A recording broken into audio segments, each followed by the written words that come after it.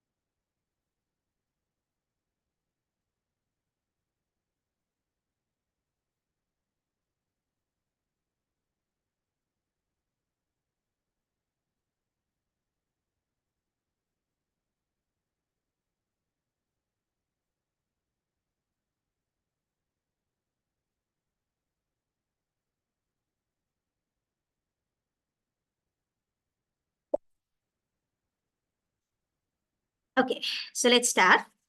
Frost Company. Okay, so this is to do, like, once you just look at the question itself, you can kind of guess it has something to do with market valuations. Okay, because they're giving you equity, they're giving you debt. Okay, now remember this, two chapters, they kind of interlink together, and those two are the cost of capital. Okay, the first chapter is the cost of capital, and the other chapter is business valuations. Okay, so why I say that they link is certain formulas that we learn in cost of capital, it tends to kind of repeat in business valuation. Okay, and it can be used to value a business as well. But in addition to the formulas that you learn here, there will be more as well. I'm not saying there won't be any more, but in most of the time, when you have like a, a constructed response question, these two chapters, they tend to go hand in hand. Okay, so that's what I'm trying to say. So let me just show you exactly what I'm talking about here. So if you take this cost of capital chapter, okay, so for example, let me go there quickly. I already showed, I think in the first or the second TRG, I had already showed you this particular slide. Right. So if you look at the summary of cost of capital, right? Cost of capital, the chapter is all about trying to calculate the cost of equity and the cost of debt, because for a business, capital is equity plus debt. Okay. Now, when it comes to cost of equity, there are different ways you can calculate it. Okay. 3 ways. You should be at this point familiar with all 3. Okay. One is the dividend valuation model, the CAPM model, and sometimes you have to use proxy betas as well. After you get the proxy beta adjusted, you can use CAPM. But the thing here is, how does this combine with business valuation? Now, if you look at this DVM or the dividend valuation model, although in cost of capital chapter, we are concerned about finding this RE or KE, the cost of equity, the same equation has a P naught as well. Okay, so P naught is the market value of a share. Okay, so if in case you already have KE, and you have information relating to dividends and its growth, then the same formula, it can be used to calculate the market value per share. Now, the moment you get a market value per share, you can multiply it by the number of shares in issue and easily find the market value of that particular business. So this DVM equation is what really connects the cost of capital chapter with the business valuation chapter. Okay. Cost of capital, we saw that I think last week or the week before. So I don't want to go into that right now. So let me now show you the business valuation area.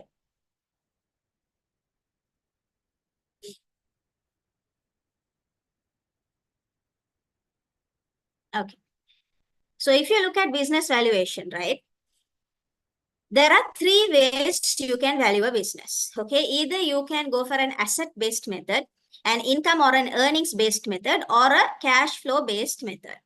Okay. So depending on the situation you're in, one method will be better than the other. Okay. So let me look at this chapter's summary quickly.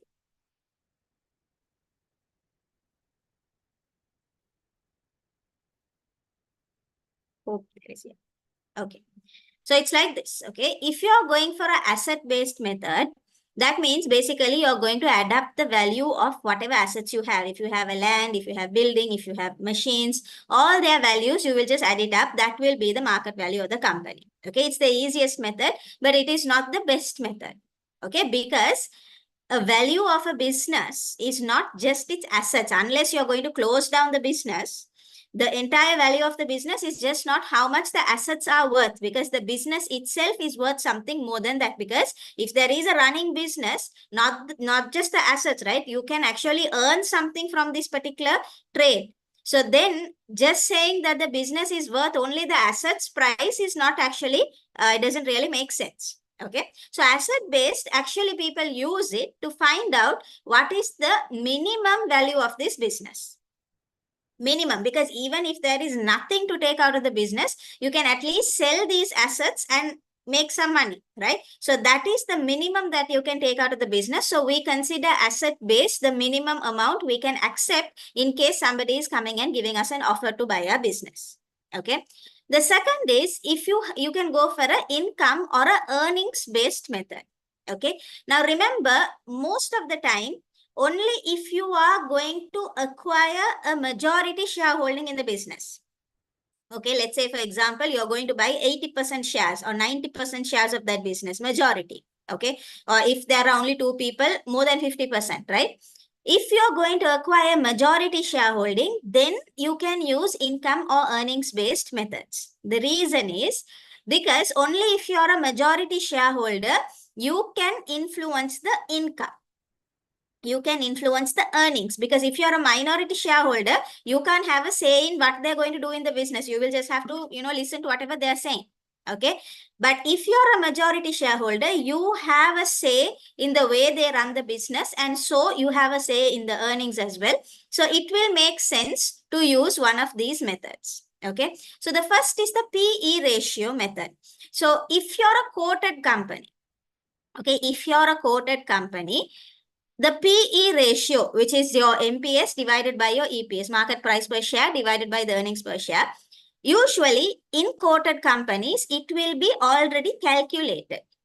Okay, the reason is potential shareholders, they tend to decide whether to invest in a company or not, depending on this PE ratio. If the PE ratio is healthy, they will, go ahead and invest. If it is not so good, they will stay away. Okay. So if you're a quoted company, this PE ratio is already available for you. All you have to do is multiply your total earnings with the PE ratio, because you can see, right? Earnings into MPS over EPS now. Okay, so I'll show you that also. Earnings into MPS over EPS, right? So once you multiply these two will cancel. So what you end up having is the market price. Okay. So PE ratio method is basically one way you can find out the market value of a business. Okay. The second way is the earnings yield. Earnings yield is not very different to PE ratio.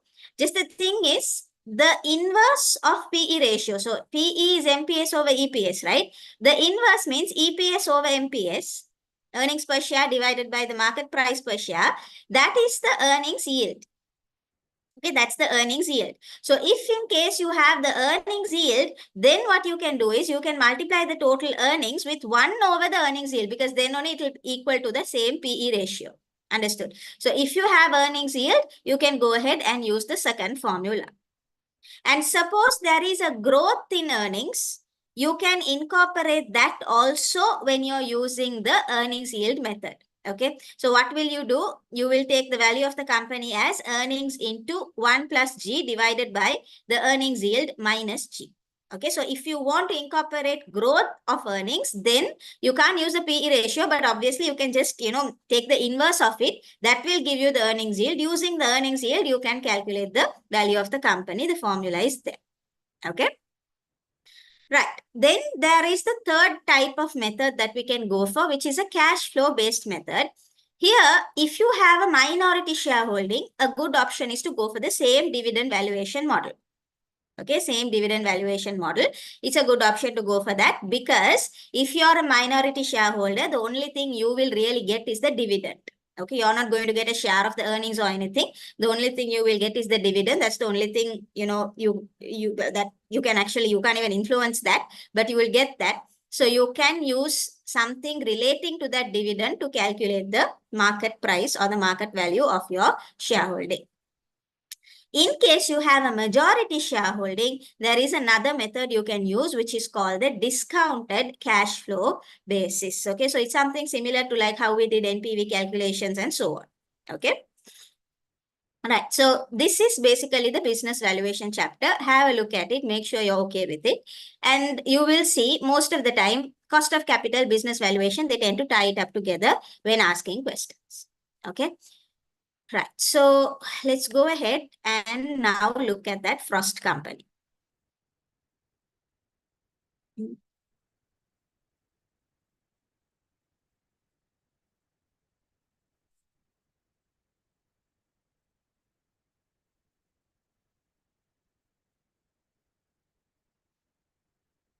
Right.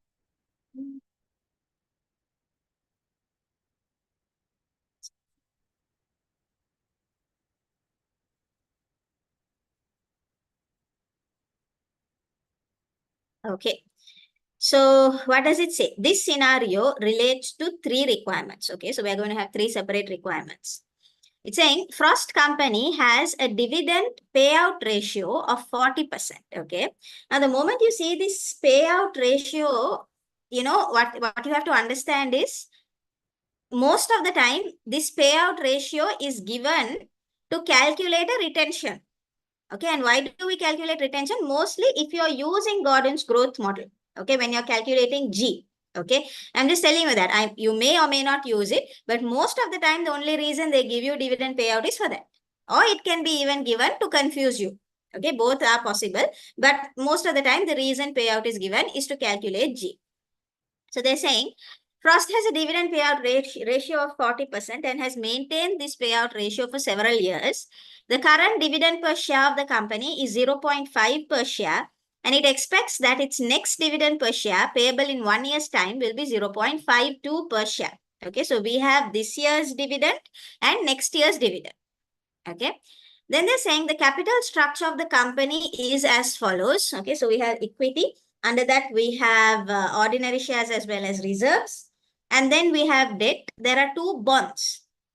Bond A and B both have a nominal value of $100. And we know their book values also.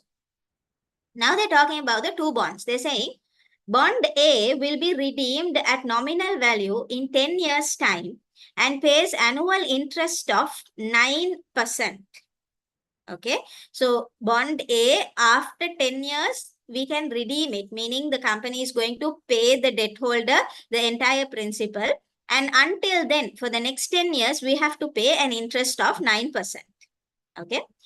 The cost of debt for this bond is 9.83% per year. Okay, so cost of debt is 9.83%. Interest is different, cost of debt is different.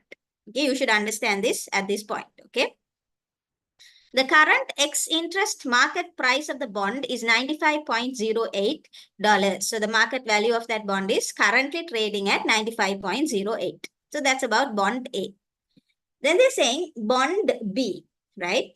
Bond B will be redeemed at nominal value in 4 years' time and pays annual interest of 8%. The cost of debt for this bond is 7.82% per year. The current ex-interest market price of the bond is $102.01. And Frost Company has a cost of equity of 12.4%. They're asking you to ignore any taxation. Okay. So they're giving you explanations about those two bonds. What does the question say? A part, calculate the following values for Frost Company. One is they're asking for the ex-dividend share price using the dividend growth model. The ex-dividend share price using the dividend growth model. Okay, so whenever you see this, the first thing that you have to do is first write down the equation. Okay, you have to understand what equation they are talking about. And using that, they're asking you to calculate a share price. Straightforward, 3 marks. So it should take you about 6 minutes, a little less, maybe 5 minutes to do this. Okay, have a go and see if you can get that share price.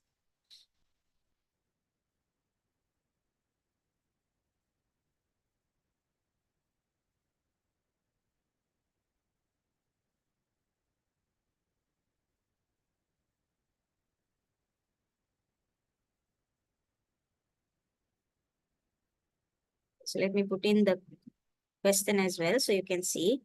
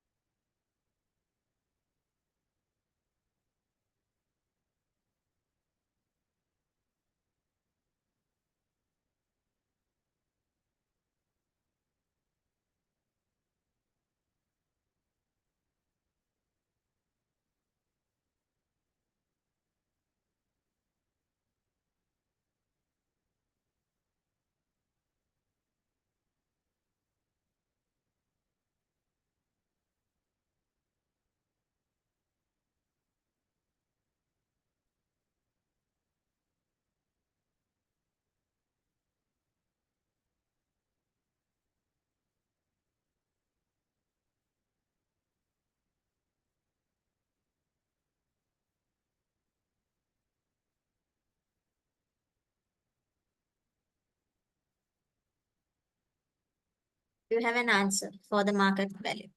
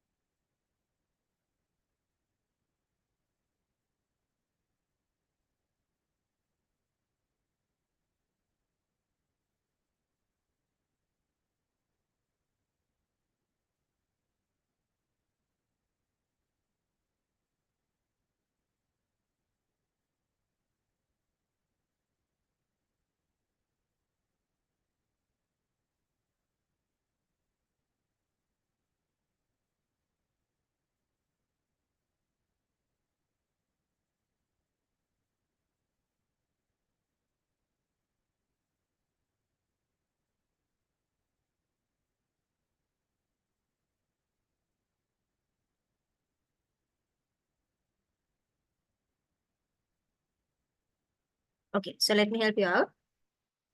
So dividend valuation model, they are telling me the model to use, right? So I don't have to think too much. I know that this is the formula that will work. Okay, so this is the dividend valuation model. P naught equals to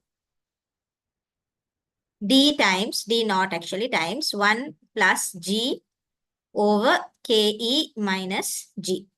Okay, so what are they asking me to calculate? They're asking me to calculate the ex-div share price. Okay, so that's basically P naught.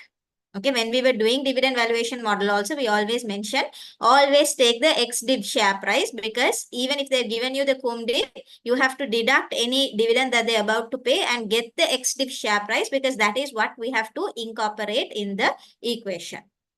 Okay, so that's exactly what we need. So for us to calculate this P naught, we need D naught, okay, which is the current dividend which we have, the growth rate, which we don't have, KE, we have cost of equity 12.4%, and again we need the growth rate.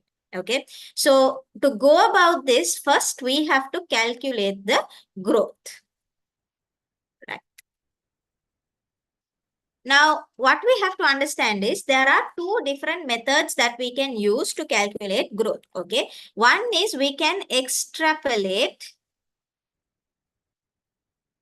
past dividends. First thing. Okay, one method. The other is we can use something called Gordon's growth model. Okay, so what's the equation for that? G equals BR. Okay, actually R. So if you look at Gordon's growth model, we need two pieces of information, B and R, right? B is basically the dividend retention percentage. How much ever dividends you are going to retain. But over here we have the payout. Retention is obviously going to be 100 minus 40%, which will be 60%. So we have that. But in addition to that, you need the accounting rate of return also, ARR. Okay, so to calculate ARR, you have to take your PBIT, your profit before interest and tax, and divide it with your capital employed or something close to that. Okay, now in this particular question, we have nothing relating to profits. Nothing at all relating to profits. We have the equity values, we have the book value of the equity, the debt is there, everything is there, but nothing to do with a profit figure is there. So definitely there is no way we can calculate ARR in this question. So that definitely means we can't use Gordon's growth model. We have to somehow do something and extrapolate the past dividend. Okay, so here they are telling me the current dividend is 0.5 and the next dividend next year is going to be 0.52. Okay, so there are 2 years worth of dividend, right? So using these two figures, I am going to go ahead and extrapolate. Okay, so the equation to extrapolate is this. G equals current dividend, okay, so D naught over the dividend n years ago. Okay. Put that in a bracket. To the power 1 over n minus 1. Okay. So this is the equation that we use to calculate the growth using extrapolation. There is a common mistake that people do here. So the question is telling me that the current dividend per share is 0.5 and next year it is 0.52. Now there is something a little unusual here, right? Usually in the question, they'll give you the current dividend and a dividend from a previous year. Here, what are they doing? They are giving you the current dividend and the dividend from a future year.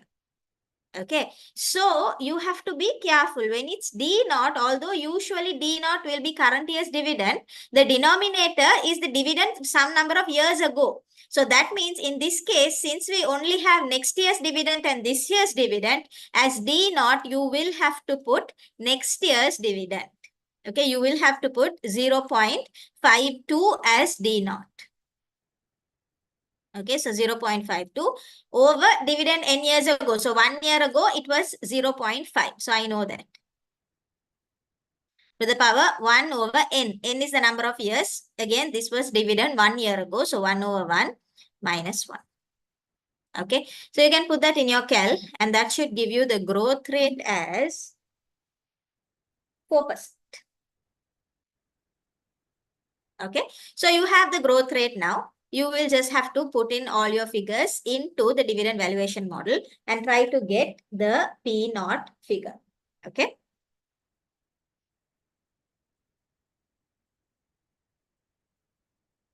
So we have G, we have D naught. In this case, D naught is the current year's dividend.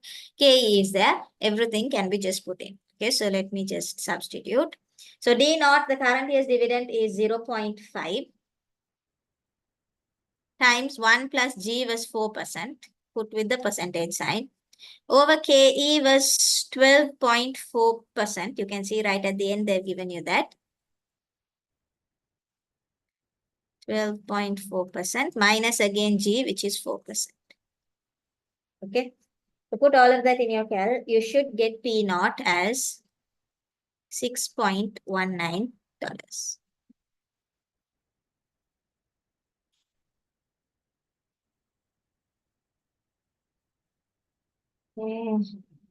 Yes, correct.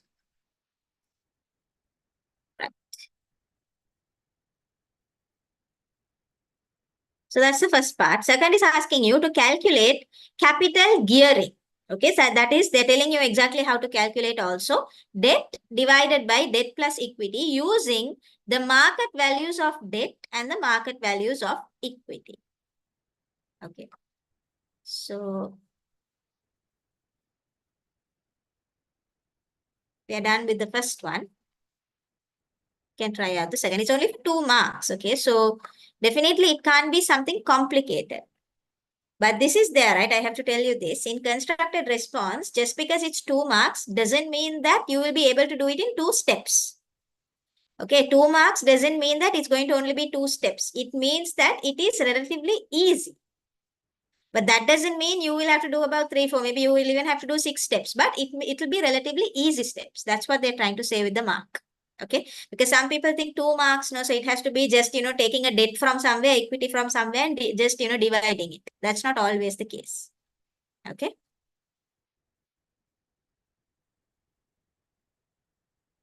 Capital gearing. How do you think? What do you think the answer should be?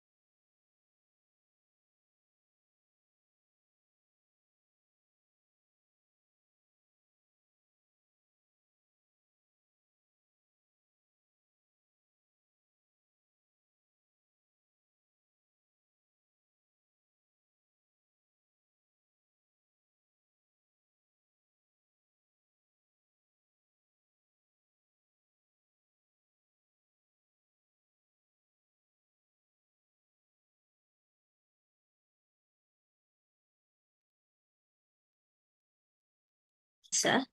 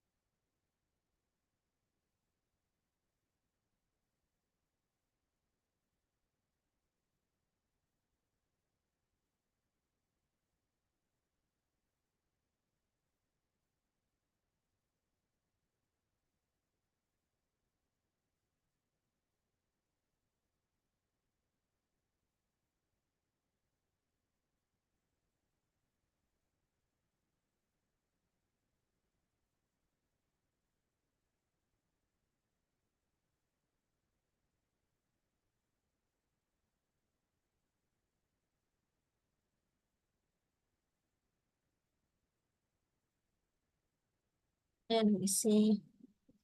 15.9. Okay, good. Right. So they're telling you exactly what to do, right? So they're saying take your market value of debt, take your market value of equity, divide the two, and get capital gearing. Okay. So you have to work fast in this kind of question. Okay, because it's only worth 2 marks, but actually there are about 5 steps. Okay. So if you look at the market value of equity, we know that per share, it was worth $6.19. Okay. Now you have to figure out how many shares did they issue. So if you look at your ordinary shares, nominal value is $1 per share. So that means 25 million shares were in issue, right? So 25 million shares in issue. You'll have to multiply that by the 6.19 that we calculated earlier. Okay. So that will give you 154.75 million. Okay. So that is the market value of equity. Now, in case in the previous calculation, you had some other figure. Say you had $5.19 for some reason, and you're using that $5.19, still for the second part, you will get the full mark. Okay. So if you make a mistake once, it won't carry down to the next question. So you don't have to worry about using your own answer. Okay. So we have the market value of equity. That's the only equity that we have. Then we have to look for the market value of debt. So there were 2 bonds, right? So we have to obviously look at market value of bond A as well as market value of bond B. So if you look at bond A, there were 20 million. I mean, in terms of the book value, it was 20 million. And the nominal value of the bond was $100. Okay. So we can find out how many bonds were in issue. So that will be 20 million divided by 100. So we had 0.2 million bonds in issue. Okay. Now this, if you can multiply with the market value of a bond, you should be able to get the total market value of bond A. So if you look at here, it says the current ex-interest market price of the bond is 95.08. So very clearly they are giving you the market value. So 0.2 million into 95.08, that should give you 19.016 million. Okay, so that's just for bond A. Same thing you'll have to do for bond B as well. So here what's happening, we had 10 million as a book value. So we have The nominal value is 100. So we have issued 0.1 million bonds. Okay. We have to multiply that by the market value of the bond, which they're telling me market price is for bond B 102.01. Okay. So that will be 10.201 million. Okay. So we can take the total market value of debt. So that will be 19.016 plus 10.201, which is 29.217 million. Okay. So now if you want the debt over debt plus equity, this is the equation I'm talking about. They told me to use this. Okay. And if I multiply that by 100, I will get what I need. Okay. So market value of debt, I know it is 29.217. Again, the market value of debt, 29.217. Plus the market value of equity, which I found was 154.75 million. Okay. So this you have to multiply it by 100. And that will give you the gearing, which is 15.9%. Okay. So if you're good with formulas, please formulate everything in your answer. It will be easier for your examiner to figure out where you got which answer from. Okay. But if you feel that you're going to be comfortable just typing everything, then by all means do that. But again, it's always best to formulate. Okay. Right. So that is the capital gearing part. Now the third one is they're asking you the market value weighted average cost of capital, market value WACC. Okay. How do you think you can calculate WACC? Now see again, this is only 2 marks in the previous part, but see, I had quite a lot of equations to do. Okay, it will take some time. Okay, so don't think that the mark will indicate the number of steps, but in terms of complexity, it's not very complex. Okay, so most probably this third one also might not be very complex, but that doesn't mean there won't be steps. Okay, so have a go. How do you think you can get the WACC?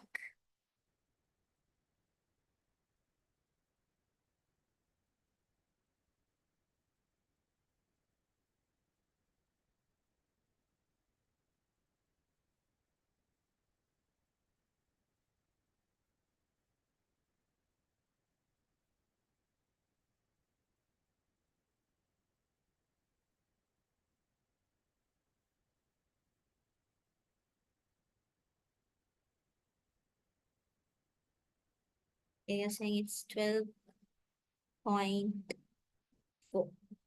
Okay, we'll see.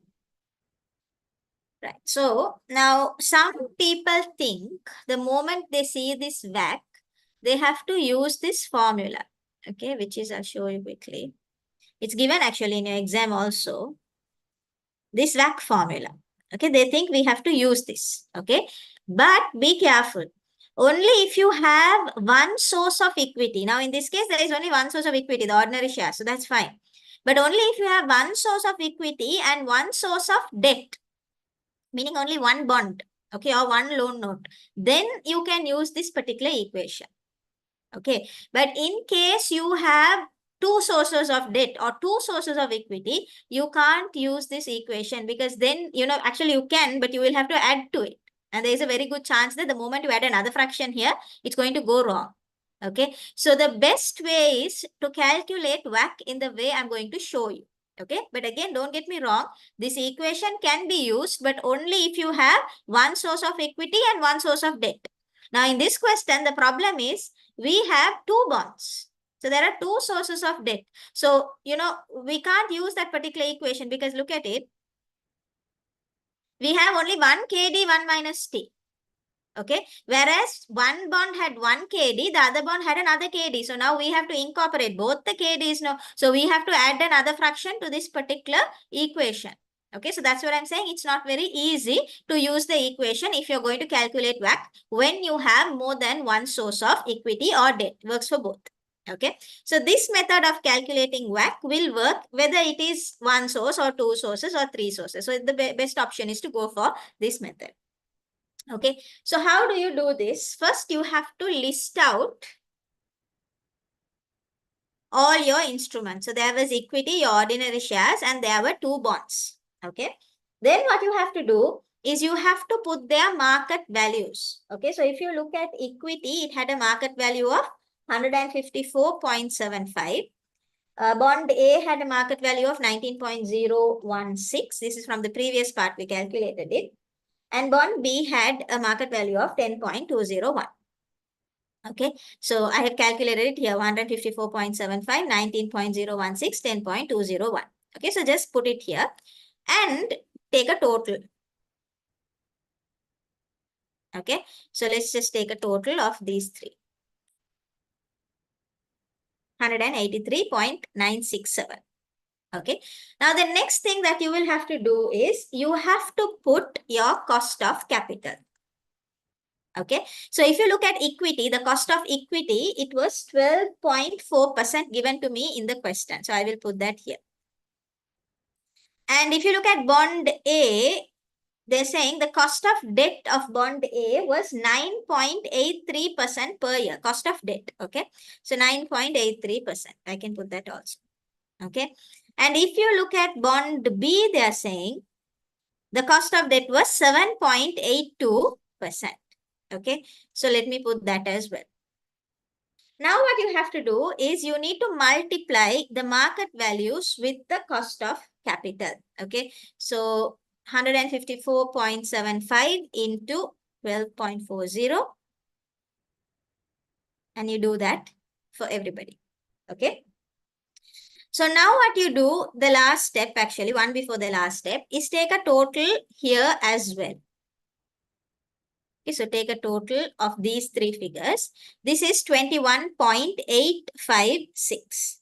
Okay, so now if you want to calculate the WACC, all you have to do is take this 21.856, okay, and divide it by the total of the equity plus debt, which is 183.967. Okay. Okay, so basically this total divided by this total. So that should give you your WACC. This divided by, which is 11.88. As a percentage, you can convert it, and that will be 11.9%. Okay, so the WACC will be 11.9%. So this structure, having the table to do WACC is actually a better, if you were so used to using the equation, it's fine. But even if, some people tend to find it difficult to put it in the cal and all that. So if you feel that the equation is a little annoying, then you can always stick to the structure, the table. Okay, and especially now that we have the spreadsheet to do the calculation, it becomes a lot easier when it is in this form. Okay, that will give you 2 marks. Now, this question has another very important learning point, okay? The total is 20 marks, okay? But in that 20, 3, 4, 5, 6, 7, only 7 is for calculations. And that also, you have to do a lot of calculations just to get that 7 marks, okay? Theory, they're giving you 8 marks for one area, 5 marks for another area, okay? So, I don't know how much to emphasize this. Most of the time, theory is where you can score. Even if you write something, some crap you write, still, if it has something of relevance, they have to give you that 1 mark. Whereas a calculation is not like that. It has to be on point. If that value is not there, it's not there. You don't get the mark. But for the theory-based questions, if you write something, you will end up getting something, right? So please don't underestimate the power of a theory question. Okay. So B part is saying, discuss whether a change in dividend policy will affect the share price of Frost Company. Now, let me tell you how to analyze this particular question. Okay, we know we have 8 marks.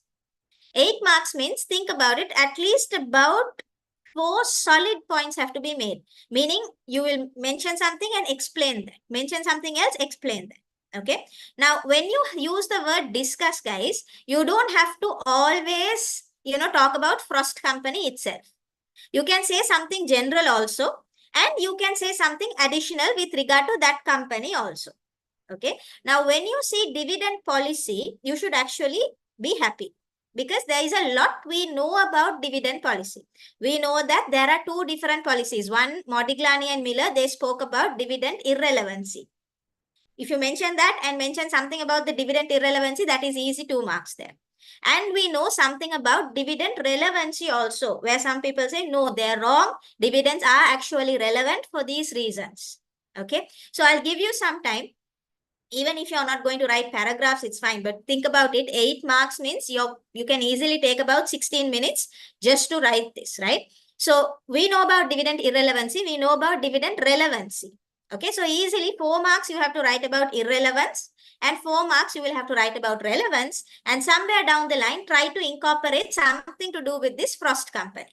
Okay, because they're asking now specifically for Frost. So you just have to say something. In that 8 marks, about 2 marks will be allocated to talk specifically about Frost.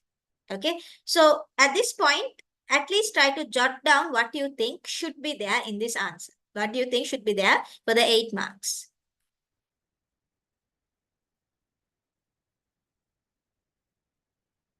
Show you what they were talking about Frost also in a bit.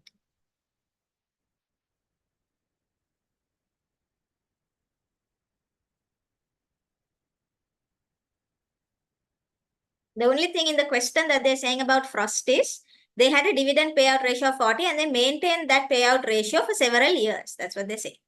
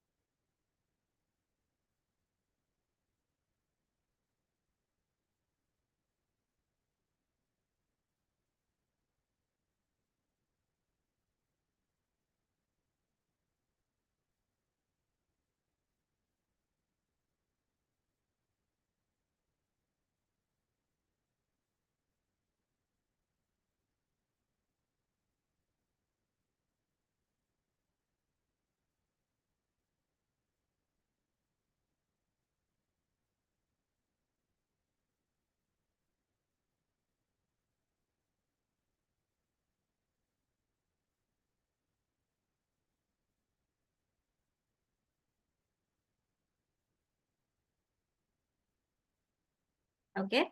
So I hope you have had some time to think about it, right? So if I were going to write this answer, okay, I'll just tell you how I will think about it, right? So first of all, I know that I have 8 marks. Okay, so first I will talk about Modigliani and Miller. Okay, definitely I will have to talk about them. So what will I say? I will say that they came up with this dividend irrelevancy model or policy. Okay, and I will explain this. I will explain this policy. I will say, according to Modigliani and Miller, they assume that in a perfect capital market, shareholders are rational. Okay, so they understand that dividend payment is not what is important. What is important is that the business should invest in all positive NPV projects. Okay, so even if they invest 100%, all the retained earnings they invest and they don't pay a dividend even, they won't be worried because they know if the investment is there, then definitely there is growth for their particular business. Okay, and even in case they need the cash in hand, they can make a handmade dividend. We call it a handmade dividend where they can sell off their shares at a profit and they can get the cash. Okay, so even if there is a particular shareholder who needs the money in hand, he can kind of manufacture his own dividend by selling. Okay, so that is what Modigliani and Miller spoke about, dividend irrelevancy.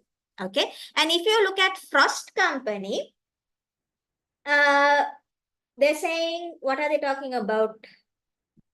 Yeah. So Frost Company, they're saying they maintain that payout ratio at 40%, right? So even if they are going to increase it or not. Okay, now in this case, they're saying in 1 year's time, now currently it's 0.5, in 1 year's time, they're hoping to increase it. So according to Modigliani and Miller, regardless of what Frost Company does, their shareholders won't be worried because they know that so long as the retained earnings are reinvested, everything will be fine. I would say that. So that should give me about 3 to 4 marks. Okay. Then in the next point, I will talk about dividend relevancy. Okay, a very important exam technique. When you're moving from one point to another, always start in another paragraph. Okay, so if there are 8 marks, try to show at least 4 to 5 paragraphs because then they are like, psychologically your examiner will try to mark every paragraph and give you a mark. Okay, so then I will talk about dividend relevancy. Then I will say, although Modigliani and Miller have stated this, okay, there are other theories which say the exact opposite. Okay, so there are certain theories which say that the amount of dividend that you pay is actually relevant and shareholders are interested. Okay, so I can talk about 2 things. One is there is something called the effect of dividend signaling. Okay, what does this mean? If now, for example, Frost Company, they have been paying 40% and they have maintained it for several years, right? But in case now suddenly they drop it, they make it 10% or 5%, it might signal bad news to investors. Shareholders might think that the business is actually starting to, fall. It's not doing well.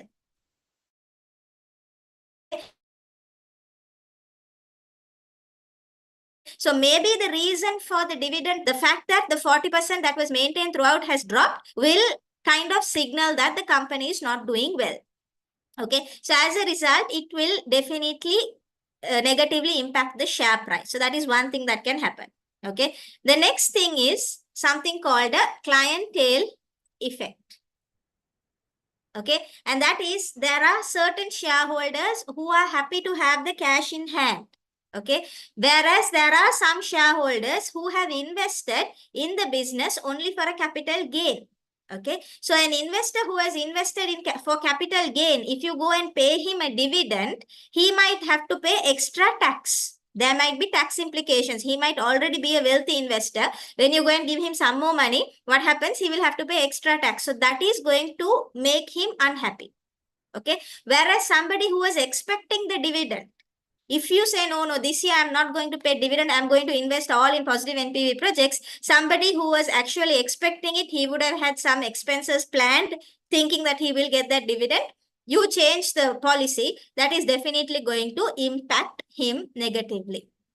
Okay, so if you can mention that as well, and here and there try to bring in Frost a little. Okay, because if you don't mention the company at all, then definitely 2 marks will be lost because you're not talking about Frost. Okay, but while you're explaining these theories, when you bring Frost a little bit into the question, definitely you will get all your marks. Okay, so this, especially when you see dividend policy, you'll be very happy because even if they ask for maximum, they will only ask for 8 marks. 8 marks also, you have enough points to mention. Okay. Right. So I will show you the marking scheme after we are done with the C part as well. Okay. So C is saying, explain why Frost Company's capital instruments have different levels of risk and return. Okay. So capital instruments means they're talking about the equity and the debt, and they're asking why is there a different level of risk and a different level of return for equity and debt? Why can't or the equity, debt, everything have the same cost, KE? Now, if KE is 12.4%, why do we have a separate KD? We can just keep everything as 12.4, right? That's their question. What do you think? You should answer 5 marks. Again, 4 good points. Okay, it's like this. 8 marks means most of the time it will be about 5 points which can be explained. 5 marks means it will be small points, about 4 small points. 1 point maybe you can just explain something a little here and there. Okay. What do you think should come for C for 5 marks? Just think about it, jot it down, and then I will tell you what I'm thinking. Okay.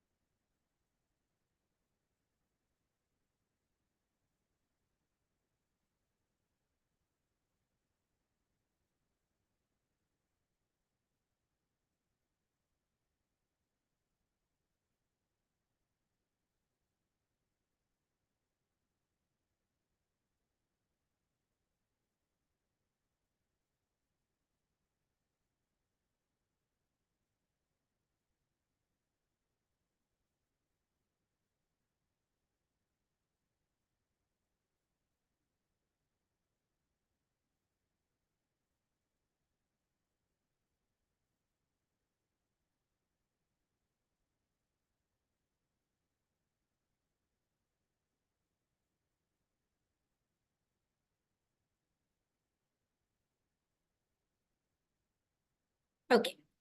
So 5 marks, right? This is how I will structure this. Okay.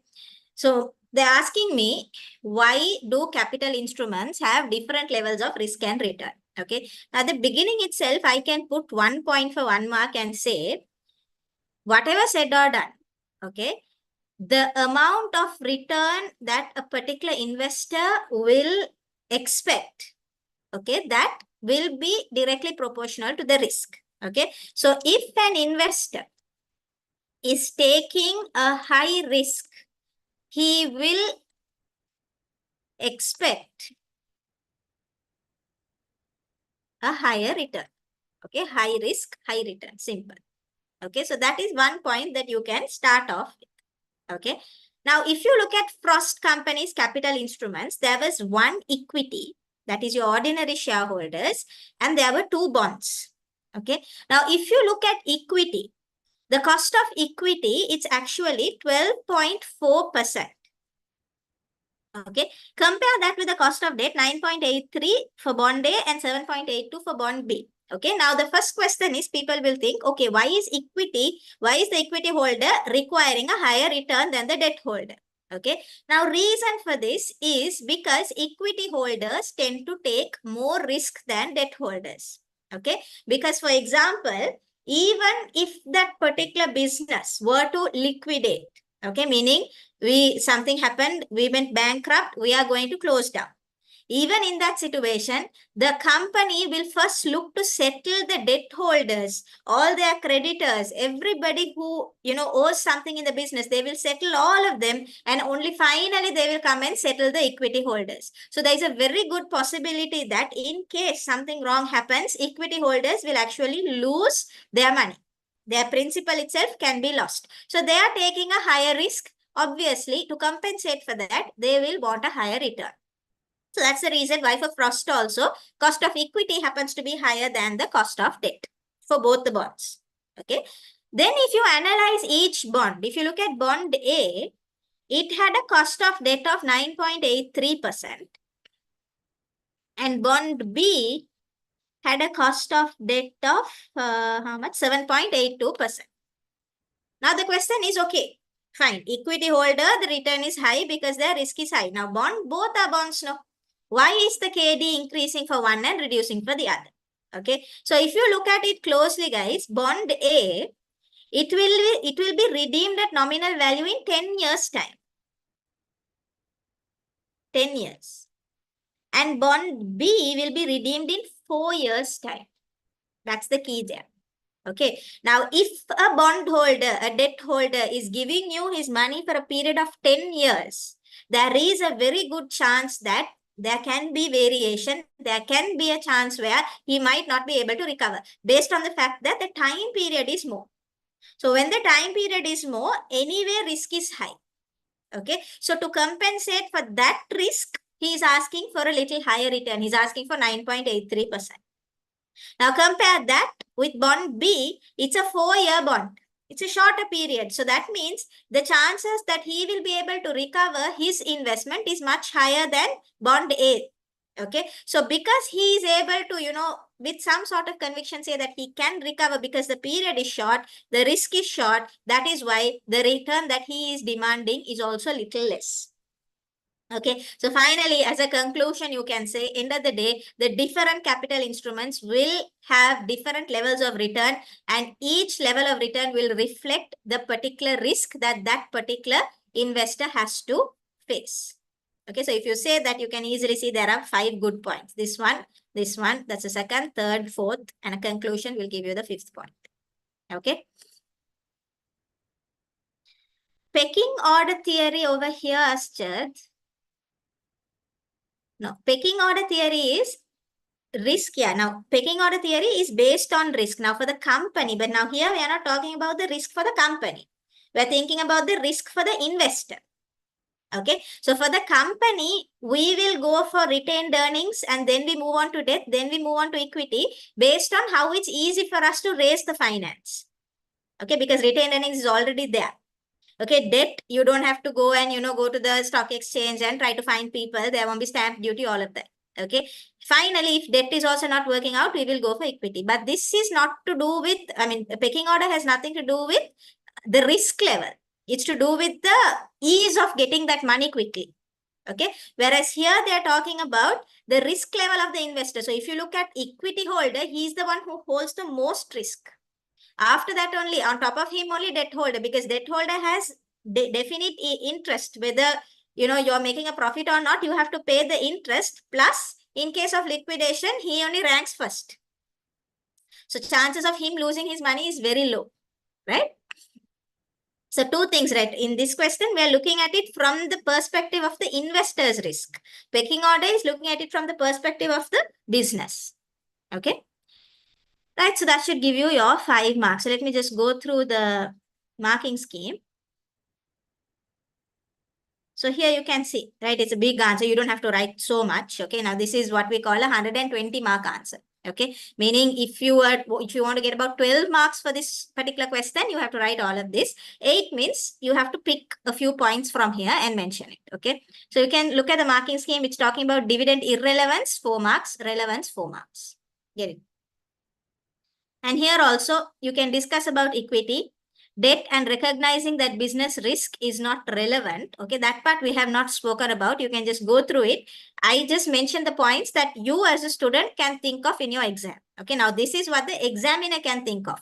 Okay, so don't get demotivated if you are not going to think of everything. If you can think of, about 4 of these points, most of the time you will get your marks. Okay.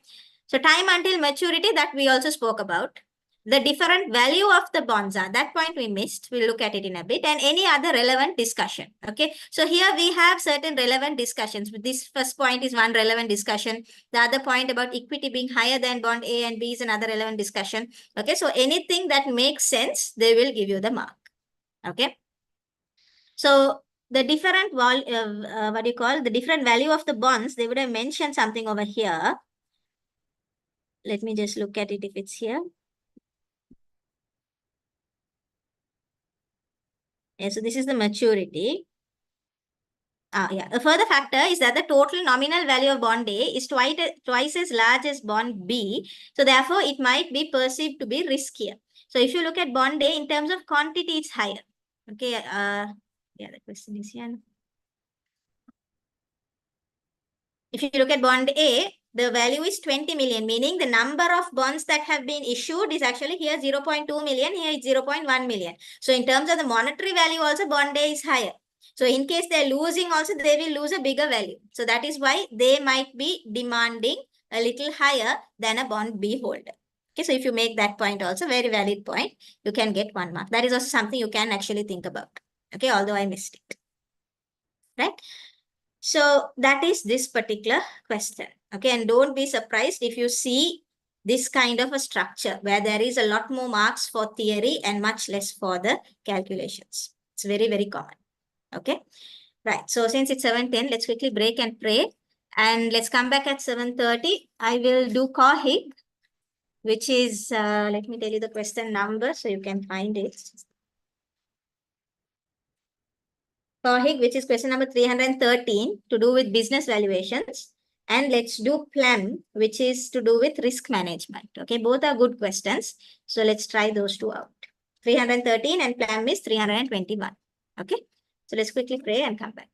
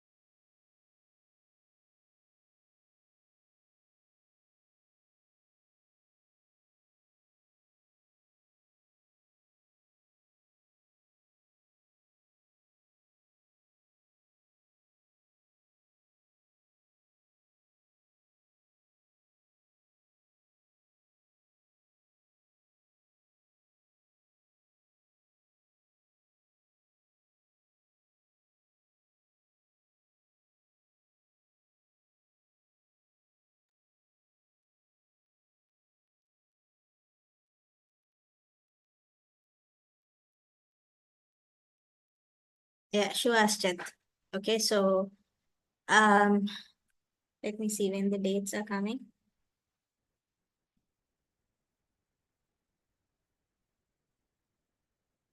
Okay, so is it like June 3rd is your AA and June 7th is FM? Is that how it looks like, your schedule?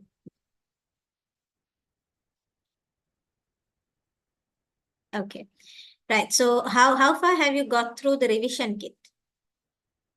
Have you gone through a lot, or is there more to do? About 50%, 60%?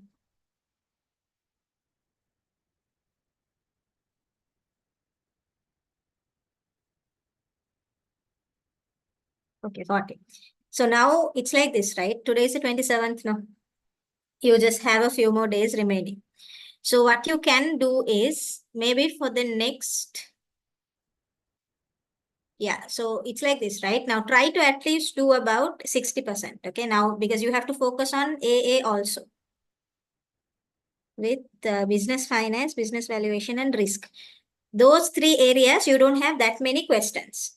Okay, now although it's a little, complicated, there are only few questions that are there for you to practice. So if you can do about, yeah, so if you can do about, say, 5 each from business finance, business valuation, and risk management.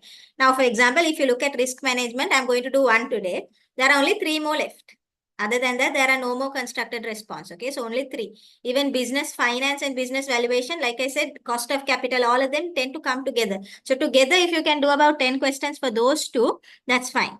Okay, after that, try to do that between like today and Wednesday. Then Thursday, Friday, Saturday, I mean today, Wednesday, and maybe even Thursday. Okay. Then Friday, Saturday, Sunday, you will have to focus on AA. Okay. Because if not, you will forget audit. You won't be able to sit for that paper properly. And then again, on the 4th, 5th, and 6th, right? You have 3 solid days there. No? Try a mock. I told you there is a pre-mock that ACCA releases. I hope you have access to that. Access it. They have even like a video recording of all of how to answer those questions. Okay. So time yourself and do the pre-mock. If you can score a passing mark for that, you should be pretty happy at that point. After that, go through the questions that you have done already. Okay. So on Tuesday, Wednesday, and Thursday, don't waste time with new questions. Okay, now it's not the time to practice new things. Whatever new thing you're going to do, finish it off by maximum Thursday. Okay, as in the 30th. Okay, so then the following week, 3 days before the exam, go through all the questions that you did, because you will notice after AA, you would have forgotten. So refresh your memory, see what you did wrong, see what you did right. Make sure that you know everything properly. When it comes to theory questions, there are certain, if you have done a lot of questions, you will notice there are some areas that repeat a lot. One is this dividend policy area. Okay, another one is to do with the betas. Okay, gearing, re-gearing, de-gearing, that area also, they tend to ask a lot of theory questions. So those areas, just read through the marking scheme and keep points in your head. So in your exam, anyway, there will be a bit of theory, right? So you have to be able to answer for at least 8 to 12, 8 marks at least per question, right? So 8 and 8, we're talking about at least 16 marks just for that. So make sure you know something about these frequently asked questions, okay? At that point, that is Tuesday, Wednesday, Thursday, if you can just go through all the questions that you did, do one mock paper after timing it, make sure everything is in your head, right? Because all this while you would have probably referred and done. You might have forgotten something. These 3 days is basically the time for you to upload everything properly onto your head. Okay. And then you should be able to go ahead with the exam on Friday. Okay. So don't worry too much. Simple. Take the next 3 days. Do as many as you can. As many questions as you can. Then stop. Do AA. Finish whatever you have to do there. And then after that, after the AA paper, don't try to do anything new unless you are very confident. You went through all the questions. You know everything is fine. Then if you want, you can try extra questions from the revision kit after doing the mock. Okay. But don't try to keep on doing new things in the last 3 days. That won't work. You won't remember what you learned new also. You will forget what you learned all these days also. Waste of time. Right? That should be the plan. Based on your answers, Asjad, I can see that you have got the hang of it. Okay. So I don't think you have anything much to worry about. Okay. The only thing is at this point, since you're doing 2 papers, you have to carefully, remember the stuff. That's about it. Okay. Right. So let me start with Plum. If you have any questions, let me know. Okay, no problem. So let me start with maybe Kohik. Okay, so Kohik is, let me check the page, 170.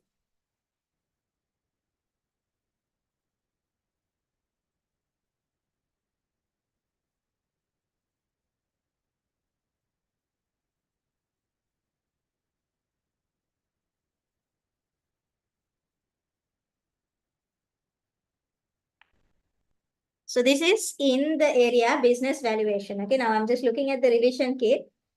Risk management only has 4. One we'll be doing now. The other 3, you can just do that quickly. Business valuation has only 3, 6, 7. In that, we are going to again do 1 now. So you will have 6 there. And then only business finance and cost of capital, you will have quite a bit. Okay. And when you're doing business finance and cost of capital, start from the earliest paper. So I'm sorry, the latest paper. So that's March, July 21, and then work backwards. Don't start with the June 2014 or December 2010. Don't do the very old paper. Start with the new ones and go backwards. Otherwise, there's nothing much. Okay, definitely this is something that you can be smart. Okay, don't waste time writing the answer. Just jot down the points, make sure you know how to write it. Okay, and if you see a calculation that you think you can manage, then don't try to go through the entire calculation. Do it in the cal and see if the answer is coming and move on. Okay, so you have to be a little smart there because we have a little less time, but otherwise for the most part it shouldn't be much of a problem. Okay, right. So what is this Kohig company talking about? Okay, so they're saying Kohig company is listed in a major stock exchange. Okay. And they're saying the company has struggled to maintain profitability in the last 2 years due to poor economic conditions in its home country. And as a consequence, they have decided not to pay dividend in the current year. Okay. So that's the situation. Okay, just give me a second while I get the paper.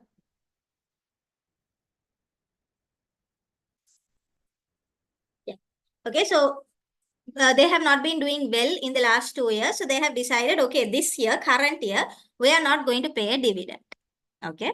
However, there are now clear signs of economic recovery and Kohik is optimistic that payment of dividends can be resumed in the future. So this year we are not going to pay, but next year onwards, maybe we can pay.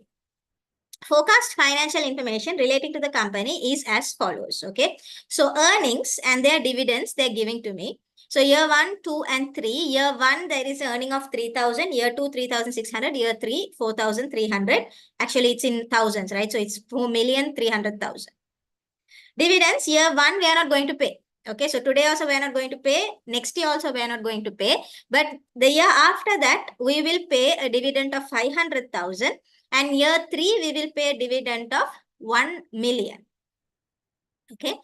The company is optimistic that earnings and dividends will increase after year 3 at a constant annual rate of 3% per year. So meaning from year 4 onwards, we will be paying 3% more than 1,000.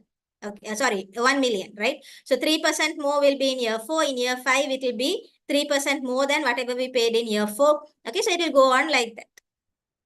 Kohik company currently has a before tax cost of debt of 5% per year and an equity beta of 1.6. Cost of debt is given, equity beta is given.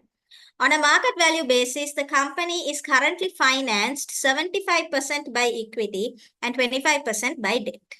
Okay. And then they're talking about something else, I feel. During the course of the last 2 years, the company acted to reduce its gearing because we were 75% equity, 25% debt, and was able to redeem a large amount of debt, meaning they have paid back their debtors. Since there are now clear signs of economic recovery, Kohik company plans to raise further debt in order to modernize some of its non-current assets and to support the expected growth in earnings. Okay, so what has happened?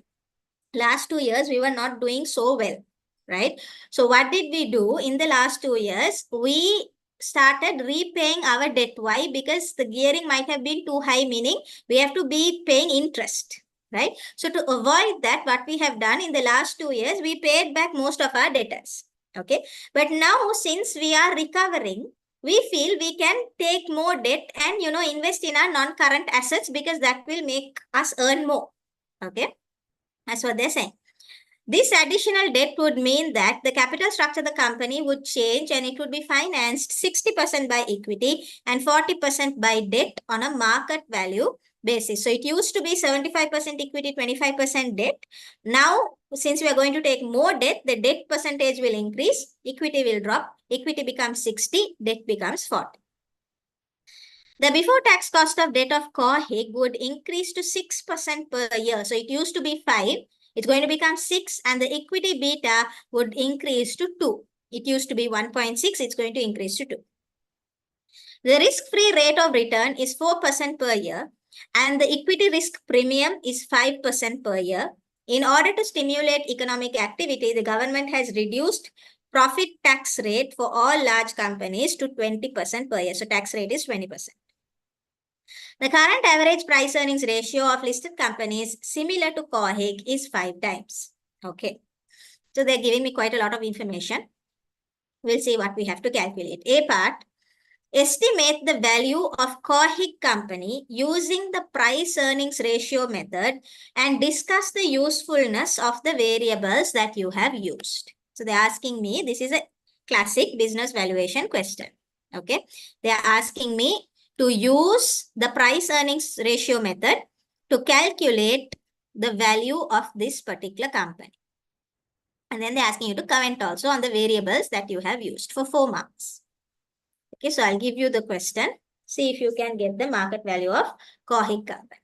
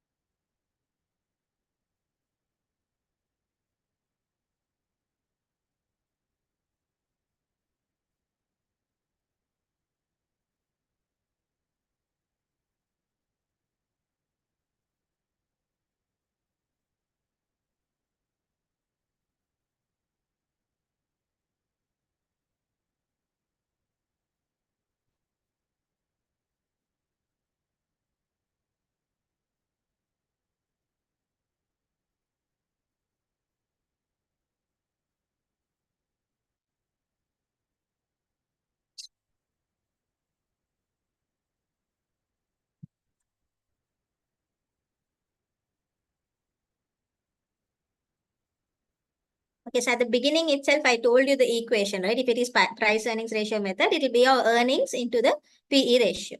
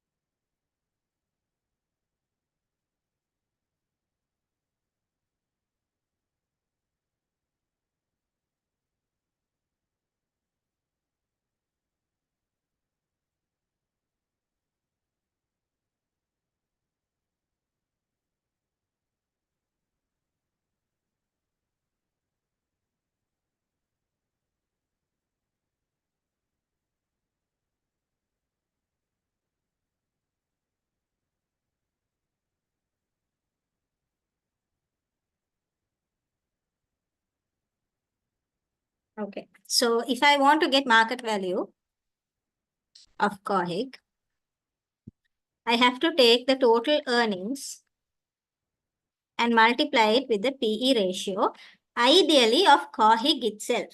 Okay, but in this case, I only have the current average PE ratio of listed companies similar to COHIG. I don't have the PE ratio. Okay, I can't calculate it also because I don't have a market price per share. I don't have a earnings per share also. I don't have anything to do with shares and how many are issued. So in this case, I will have to compromise. Okay, I know it is similar companies. It is not my own PE ratio, but still I will go ahead and use that PE ratio. Okay, so the total earnings is actually 3 million. Okay, because from year one, that earnings was 3 million. And I will multiply that by the PE ratio, which is 5. Okay, so basically the market value will be 15 million. Okay, market value of COHIG. Now, obviously, there are limitations. So that's why the second part is asking you for the usefulness of the variables. So first thing is you can mention PE ratio is that of a similar company. For a better estimate, this PE ratio should be adjusted to reflect COHIG company's business. First thing. Okay. Another thing, always the limitation of using this PE ratio method is we don't consider any growth in the earnings. Because if you see, even in this company, year one it's 3,000, year two it's becoming 3,600,000, year three it's becoming 4,300,000. So in terms of earnings, it seems to be increasing, right? So if we consider the earnings growth, most probably the market value of COHIG will be much more than the 15 million that we have calculated. Okay, so that is another limitation that we have. Okay, so you can mention that as well. We can say the valuation does not include the growth in earnings. Okay.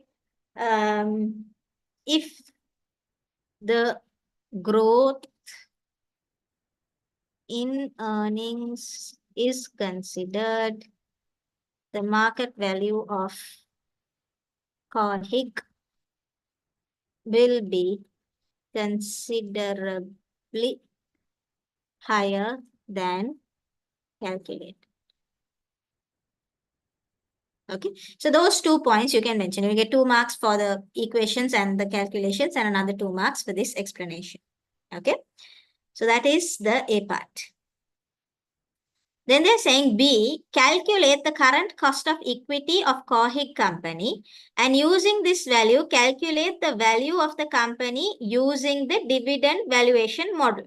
Okay, so 2 things. It's a 2-part thing. They're asking you, number 1, calculate cost of equity. You have to figure out how to do that.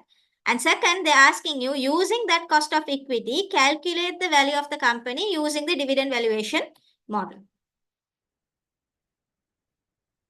Okay, so this is the importance of those summaries, right? You have to identify. Now, if I have to calculate cost of equity, there are only 2 ways. One is I can use the dividend valuation model itself. But for that, I have to have the market price per share, which I don't have. Other method is you can go for something called the CAPM, Capital Asset Pricing Model. Okay, so see if you have information to do cost of equity using CAPM, because clearly I can see that the DVM method I can't use because I don't have any market price per share information or growth of dividend information. I know I have the growth actually, but I don't have the market price per share. So I'll give you some time, 6 marks. So you can take about around 12 minutes, little less than that, maybe about 11 minutes you can take.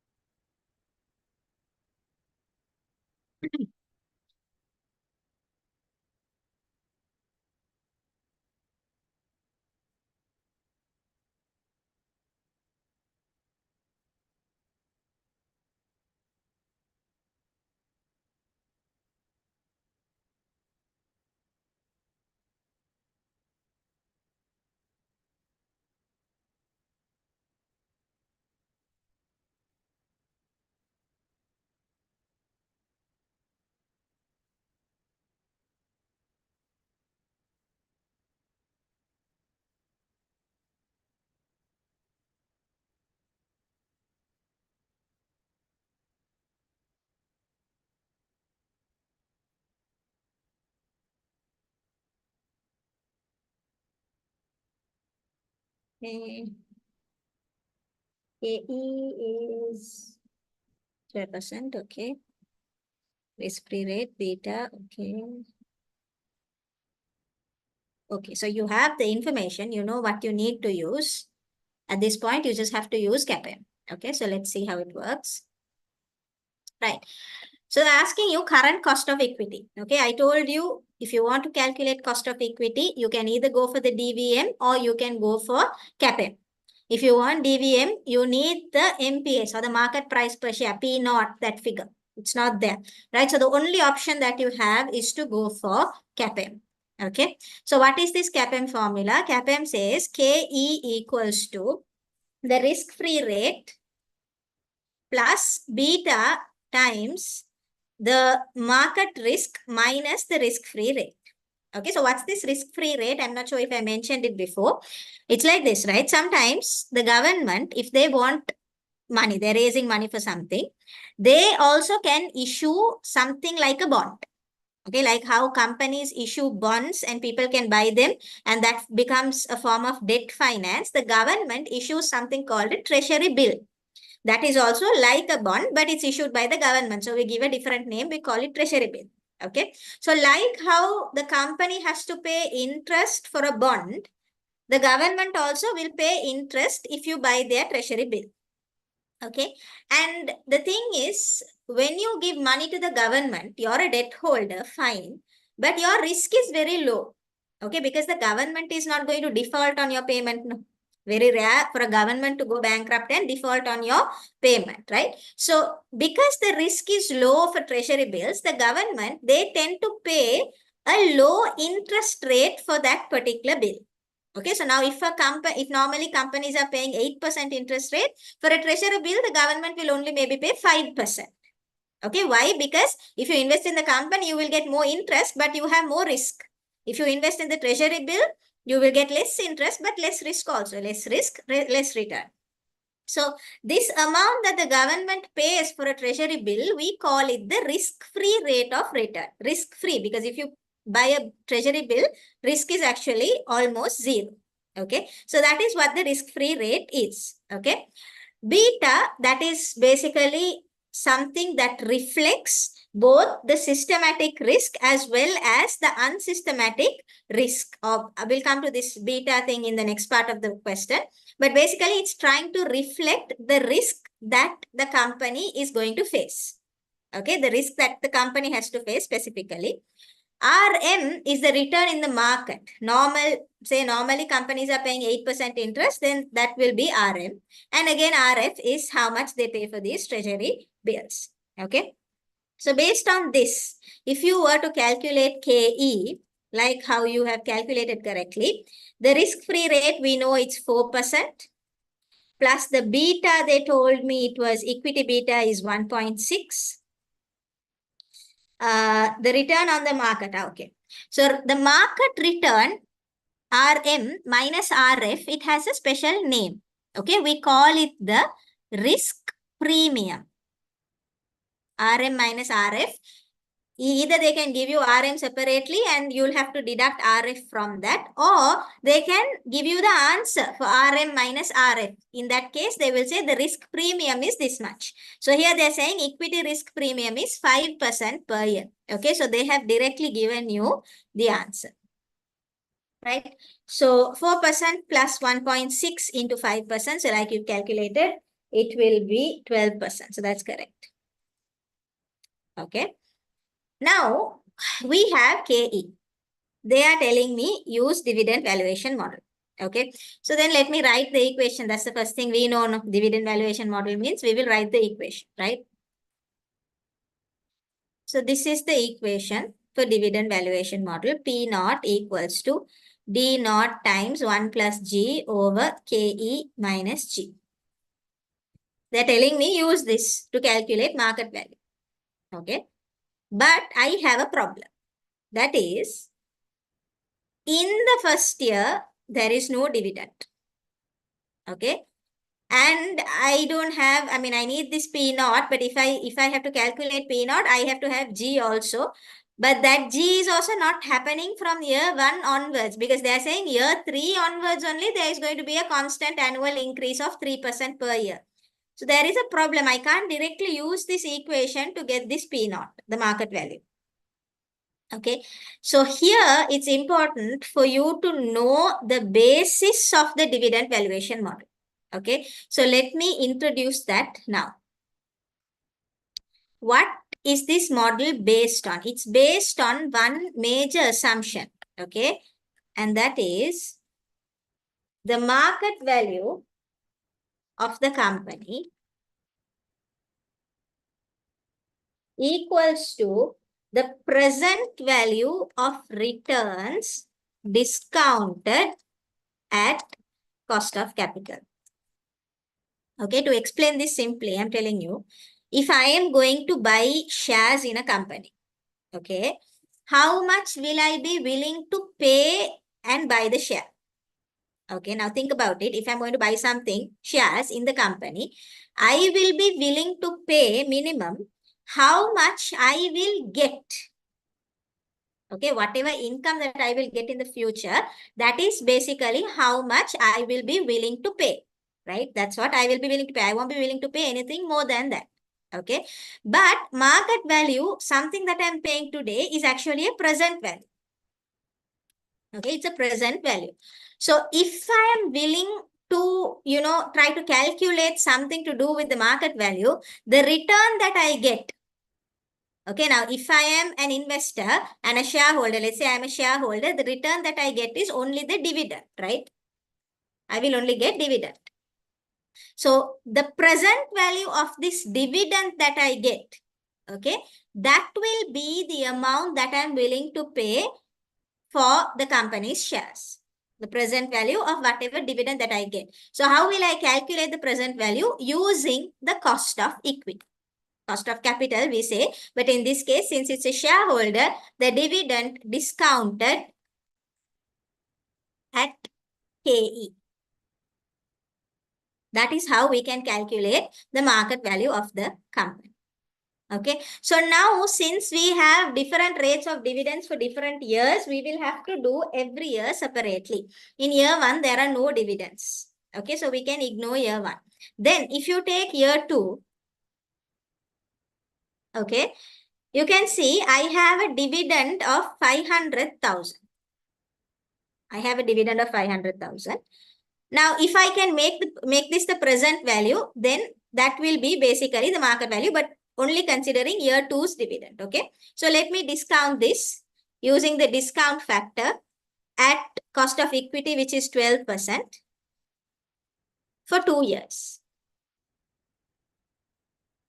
Okay. So 500,000 discount factor at 12% for 2 years will be 0.797. Okay. So the present value will be 398,500. That's for year 2. Okay. Then you have year 3. Okay. In year 3, what's happening? You're getting a dividend of 1 million. Okay. So again, 1 million. Okay. Discount factor, again, 12% for this time, 3 years. Okay. So 1 million into discount factor at 12% for 3 years is 0.712. Okay. So that will give you a present value of 712,000. Okay. So that's year 1 and year 2 and year 3. Okay. Now year 4 onwards, something is happening. What's happening? They're saying the company is optimistic that the earnings and dividends will increase after year 3 at a constant annual rate of 3% per year. That means year 4 onwards, our dividend, it's going to keep on increasing by 3%. Okay. Now year 4 to forever. Okay, they are not telling for the next 5 years it will increase or the next 6 years. They're saying from this point onwards, we feel it will continuously increase. So this is what we call a perpetuity. So we have to discount it like how we discount a perpetuity. Okay, so before we do any discounting, let's go ahead, and we have the dividend here again. We have the growth rate. We can calculate the present value, right? So let's go ahead and do that first. The equation that we're going to use is D naught 1 plus G over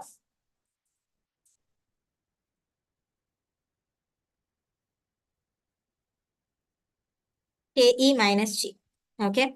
So in year 4, we know that the dividend will be 1 million. 1 plus G is 3% over 12% minus 3%. Okay. So let me see what that answer will be.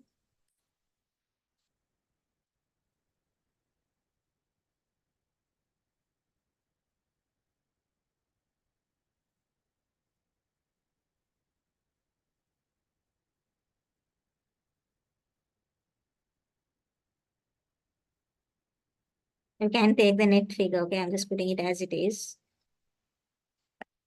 Okay, so this is that's a problem with the scale. Oops.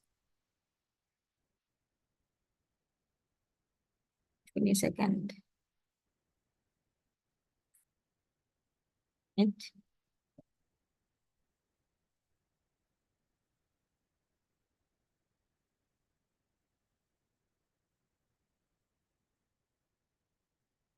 12% minus 3%.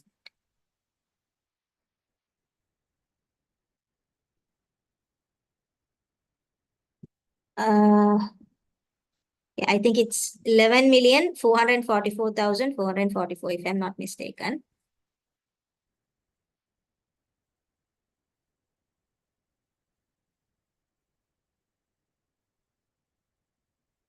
Okay. Is that the figure? Yeah, thank you. Yeah, I can't see properly on this, right?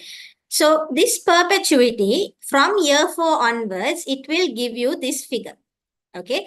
Now be careful here because we have to now discount the perpetuity. So always draw the number line to see what's happening. Year naught, year 1, year 2, year 3, year 4. So from year 4 onwards, you're going to get it till infinity, right? Now, think about it, guys. When you use this, a discount factor or annuity factor or a perpetuity factor, whatever it may be, it will only bring back the value by 1 year. Okay. So this 11,444,444, this figure is in year 3 terms. Okay, we need it to come to the present value. We need to bring it to year naught terms, right? So while it was in year 4, it was a perpetuity. The DVM equation is actually finding the present value of a perpetuity only. Okay, but now what do we have to do? We have to bring whatever is in year 3 terms back to year naught. Now this 11 million, that is not a perpetuity anymore. It's just a normal cash flow. Okay, so that figure, you will multiply it by the discount factor at 12% for 3 years. That way, you will get your present value of this particular perpetuity. Okay, so you don't have to actually get this answer. Here itself, you can multiply it by the discount factor, which is 0.712. Okay, so you should get the value as,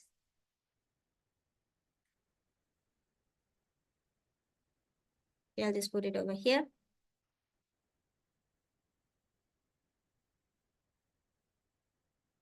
814,844.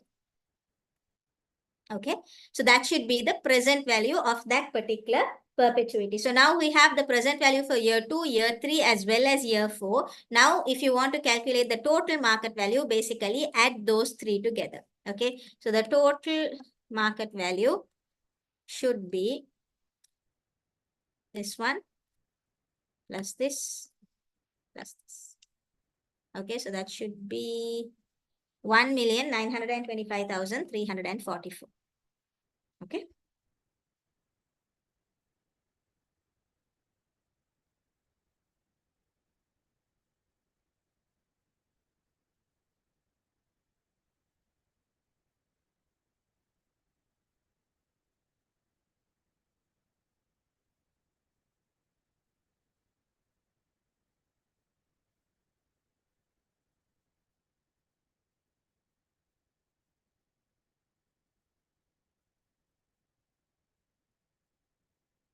Okay.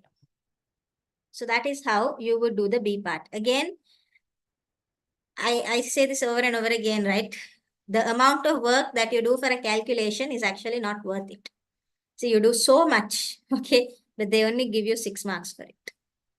It's always the theory-based questions where you can really score.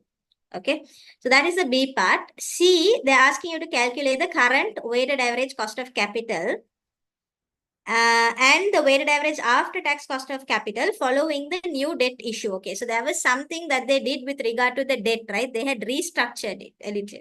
So they're asking you after the restructuring, how much is the WACC? And before the restructuring, how much is the WACC? Simple question.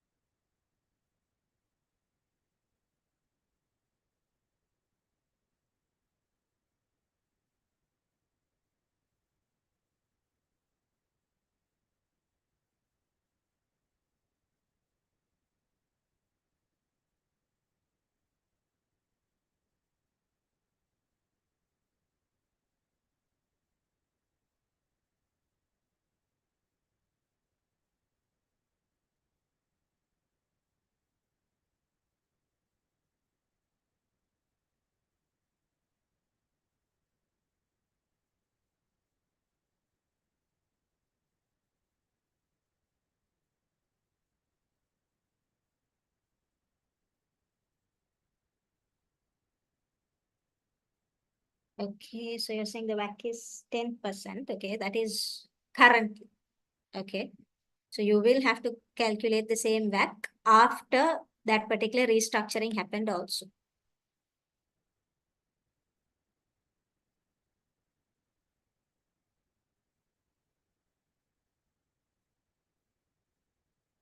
Right, so this is how it will work, right?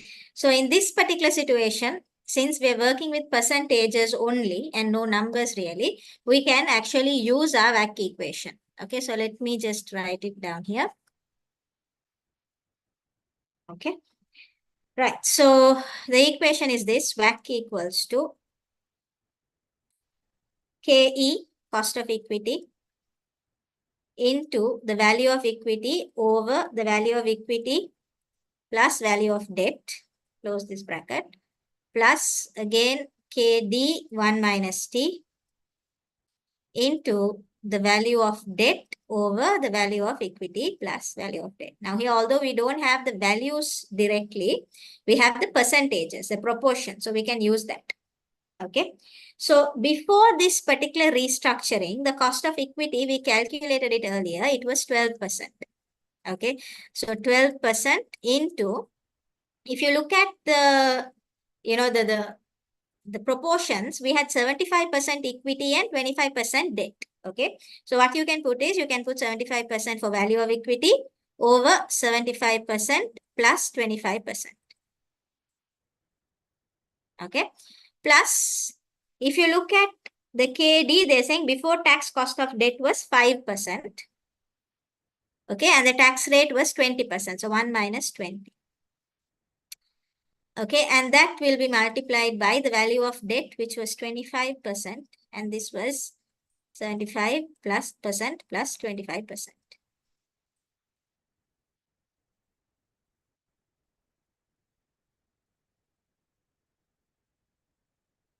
Okay. So once you put that in your cal, you should get the WACC, which is 10%. Okay. So that's fine. This is before. Okay. After, what has happened? Okay. So they're saying this additional debt would mean that the capital structure would change. It's going to become 60% equity, 40% debt. The before tax cost of debt, KD, is going to become 6 and equity beta will increase to 2. Now, the moment equity beta increases, KE will also change. We can't use the same 12%. Okay. So first we have to calculate the KE after the restructuring. Okay. So KE after restructuring. What happens, right? So same CAPM equation, KE equals the risk-free rate, that won't change, plus the beta times RM minus RF. Okay. So risk-free rate remains at 4%. Beta, they're saying it increases to 2. And the premium also is the same. That will be 5%. Okay. So KE, the new KE is going to be 14%. So based on this figure only, we can do the calculation. Okay. So same WACC equation we can use. Okay. So what is it? KE. Okay. KE, which is 14%.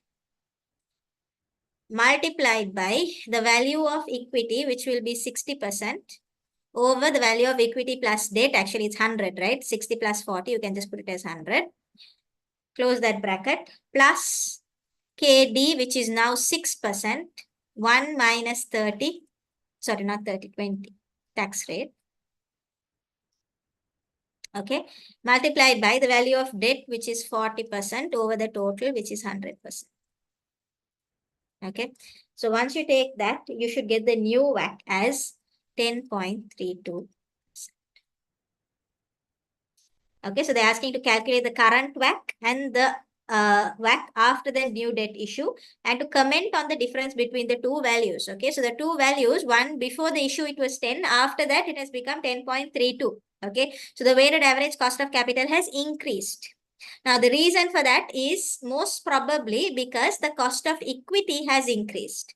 Okay, before the debt, it was 12%.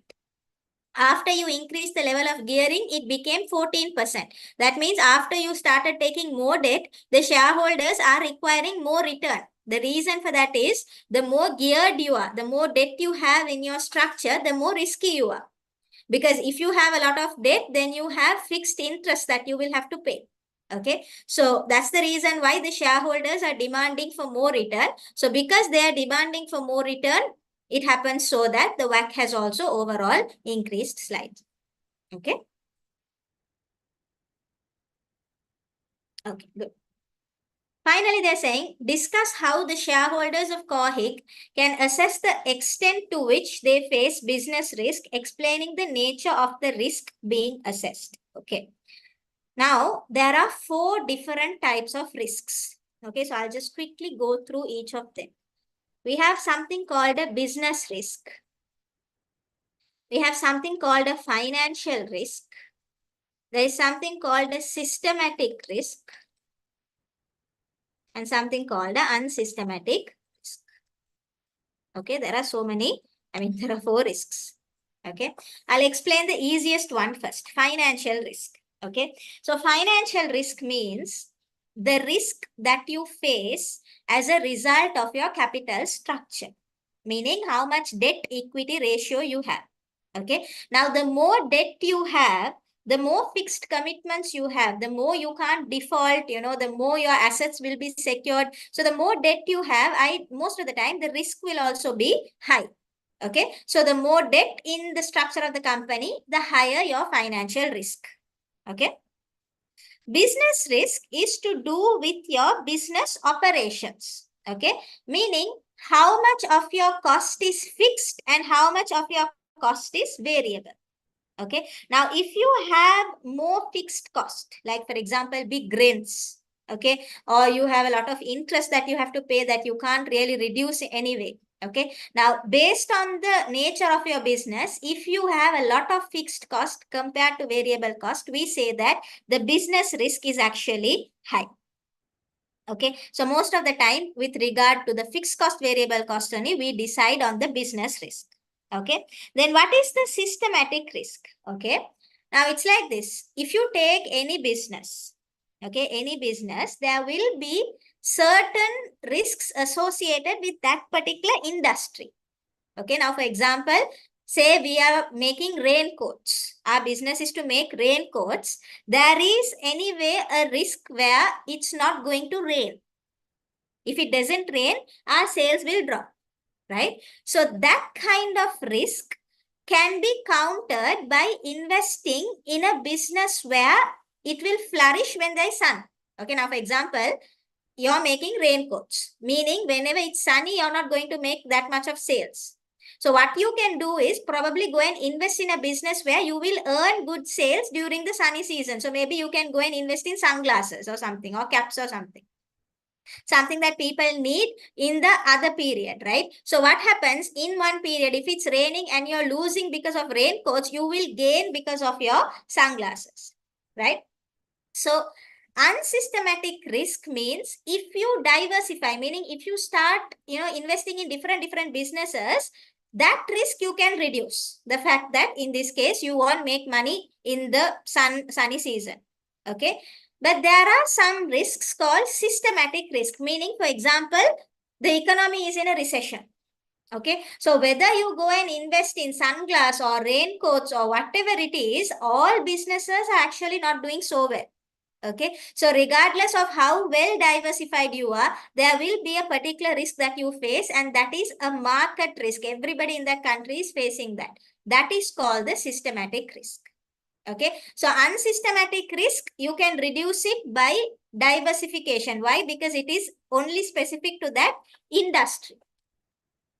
Okay, it's specific to that industry. Whereas systematic risk is specific to that market. So no matter how much you diversify, you can't get rid of the systematic risk. Okay, so now when we talk about our betas, right? The beta that we use in the CAPM equation, it's actually a beta equity. Okay, it's called the equity beta, meaning it reflects both business risk and financial risk. Okay, this and this is reflected by the equity beta. Okay, so I'll write it like this. Okay, but if there is a beta that is reflecting only the business risk, then we call that a asset beta. Okay, so business risk, I told you, it's to do with the fixed cost, variable cost. This is to do with debt equity. If a beta is reflecting both the business risk and the financial risk, then that is called the equity beta. If a beta is reflecting only the business risk, it's called a asset beta. Okay, so these are the 4 types of risks. If you can just talk about each of them, even if you just write, if you write all 4 of them, most probably you'll just get 2 marks. But if you can explain each of them easily, you'll get your 4 marks. Okay, so get a good picture of the 4 types of risk that you can face. Okay. Right. So without wasting any more time here, let's move on to the other question, which is plan company. Okay. So question number 321, page 178. This one. Right. So you can have a read through. We have a lot of loan notes, and I can see a bank loan and overdraft. Okay. So there's a lot of things happening here. Have a quick read through, and then we'll see what they're asking in the requirement.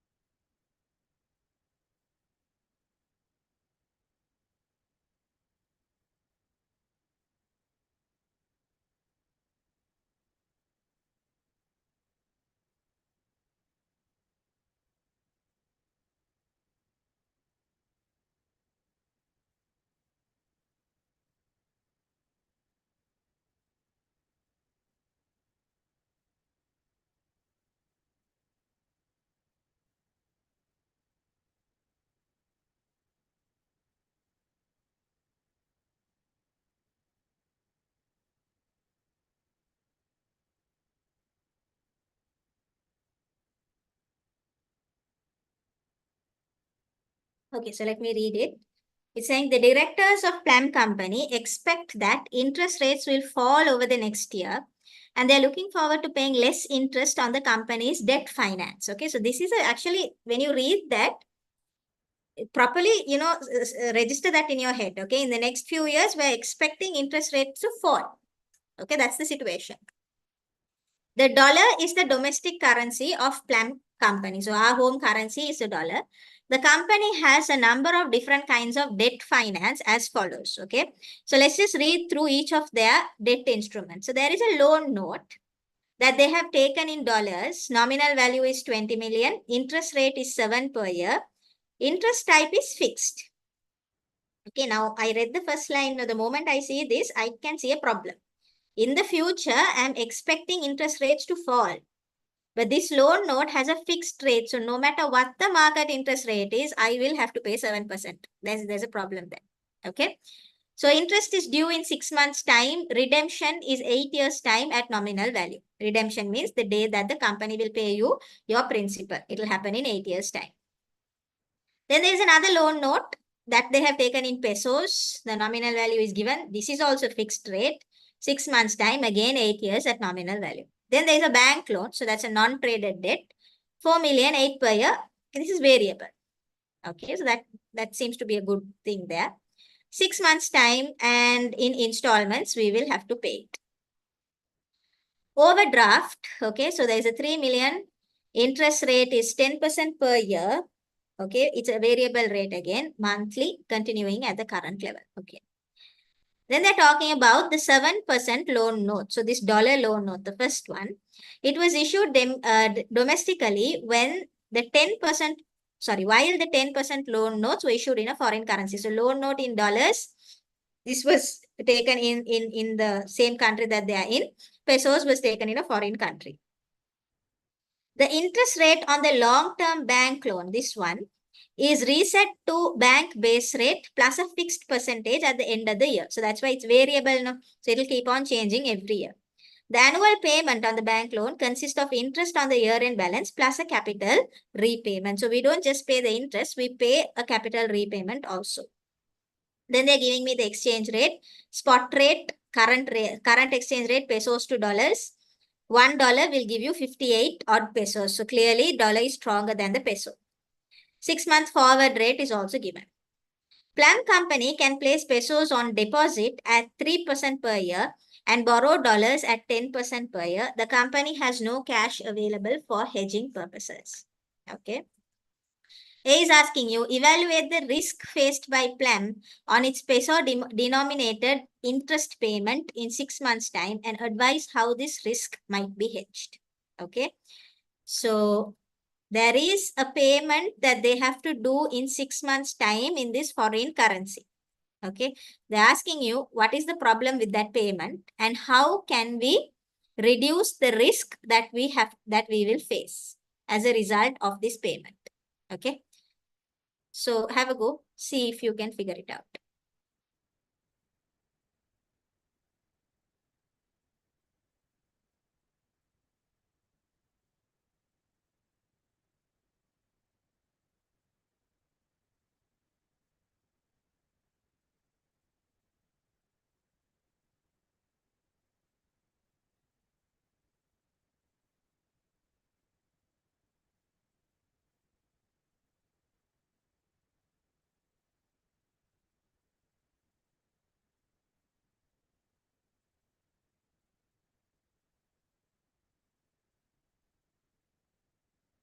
So when they say evaluate, by the way, evaluate means there will be a calculation.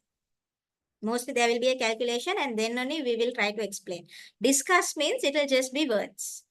Okay. I'll just give you these words, right? Discuss means you can talk about advantages as well as disadvantages, positives, negatives, both equally.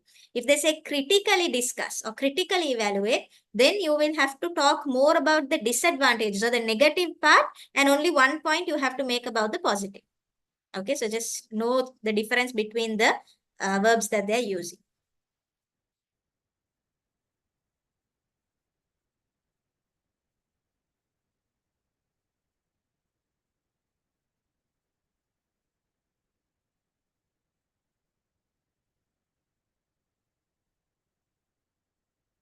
Okay, so let me talk about this risk. Okay, we have to pay an interest of 10% on this nominal value. Okay, meaning in 6 months' time, we have to pay 10% of 30 million means 300 million means 30 million pesos have to be paid. Okay, that is the situation. Now, if you check how much 30 million pesos are in dollars today, okay, so this amount that you have to actually pay in 6 months' time, if you're going to do the conversion today, the dollar figure will be 30 million divided by the spot rate. So if you look at the spot rate, we have 58.335, 58.345. You have to think about what the bank is going to do. So we are a company where we only have dollars. Okay, so if we have to buy pesos, I mean, we don't have pesos in hand, right? Meaning we have to buy the peso from the bank. If we are going to buy from the bank, bank is going to sell. Bank always sells low. Okay, so we will use the 58.335. Okay, so in dollars, this payment will end up being 514,271 today. Okay, but in 6 months' time, when you do the same conversion, okay, the 30 million pesos, you will divide it by, this time it will be 56.585. Okay, that will give you 530,176. Okay, that means just because of the fact that the particular payment is happening 6 months later, you pay how much more? $15,905 more in 6 months time. That's the problem. Okay, that's the problem. So what can you do to hedge this? Okay, so this is foreign exchange, right? So there are only two ways you can hedge. One is you can go for a forward exchange contract. Okay, a forward exchange contract. That means today itself you go to the bank and you fix a rate. So most probably they will give it to you at this 56.585 only, because that's the forward rate now. Okay, so you fix the rate as 56.585 and you say in 6 months I will want to buy 30 million pesos. You will have to exchange it at this rate and give it to me. Okay, so that way we kind of reduce the probability, or basically there won't be any variation. Okay, so we know for sure in 6 months we have to pay 530,176. There won't be any variation whatsoever. Okay, but the disadvantage is you will not be able to make, or you won't be able to benefit in case the exchange rate moves favorably for you. So let's say the market exchange rate moved favorably for you and you could actually pay less if you converted in the open market. If you enter into a forward, you can't benefit from that. You just have to stick to the rate. Okay. So any favorable interest rate movement, you won't be able to benefit. Okay. Forward exchange. Other thing is you can go for a money market hedge. Okay. You can go for a money market hedge. So this is a payment. So what will you do? You will create an asset today, meaning you will deposit pesos today. Okay, and then you know that we have that entire process that we have, right? You can do the calculation itself and tell you, show them. Like for example, 6 months time, you can say you're going to deposit. Okay, 6 months time, there's going to be a payment of 30 million. So today, what will you do? You will deposit the present value of 30 million pesos today.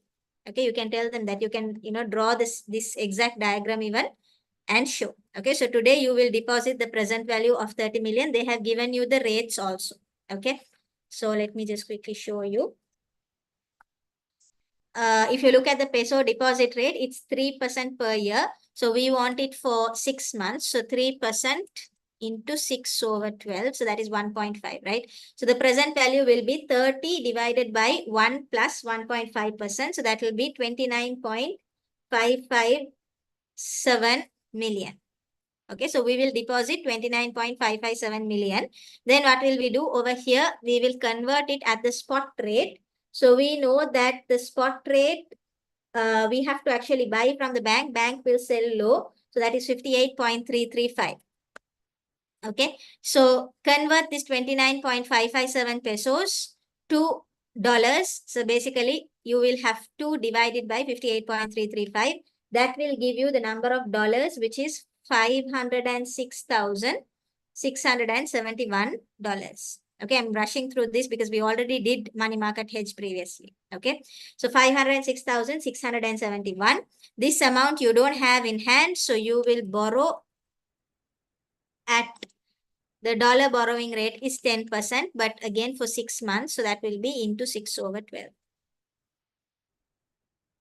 Okay, so that's 5%. Okay, so then this 506,671, it will grow at that 5% and it will become 532,005. Okay, so if you show this money market hedge, that alone will easily give you 2 marks. Okay, but again, I know I rushed through this. If any of you watching online not sure about how to do money market hedge, please watch the previous TRC. Okay, I went through this in detail. I don't want to go through it too much because the last part, the C part is important. Okay, if I go through this, I won't be able to do that slowly. Okay.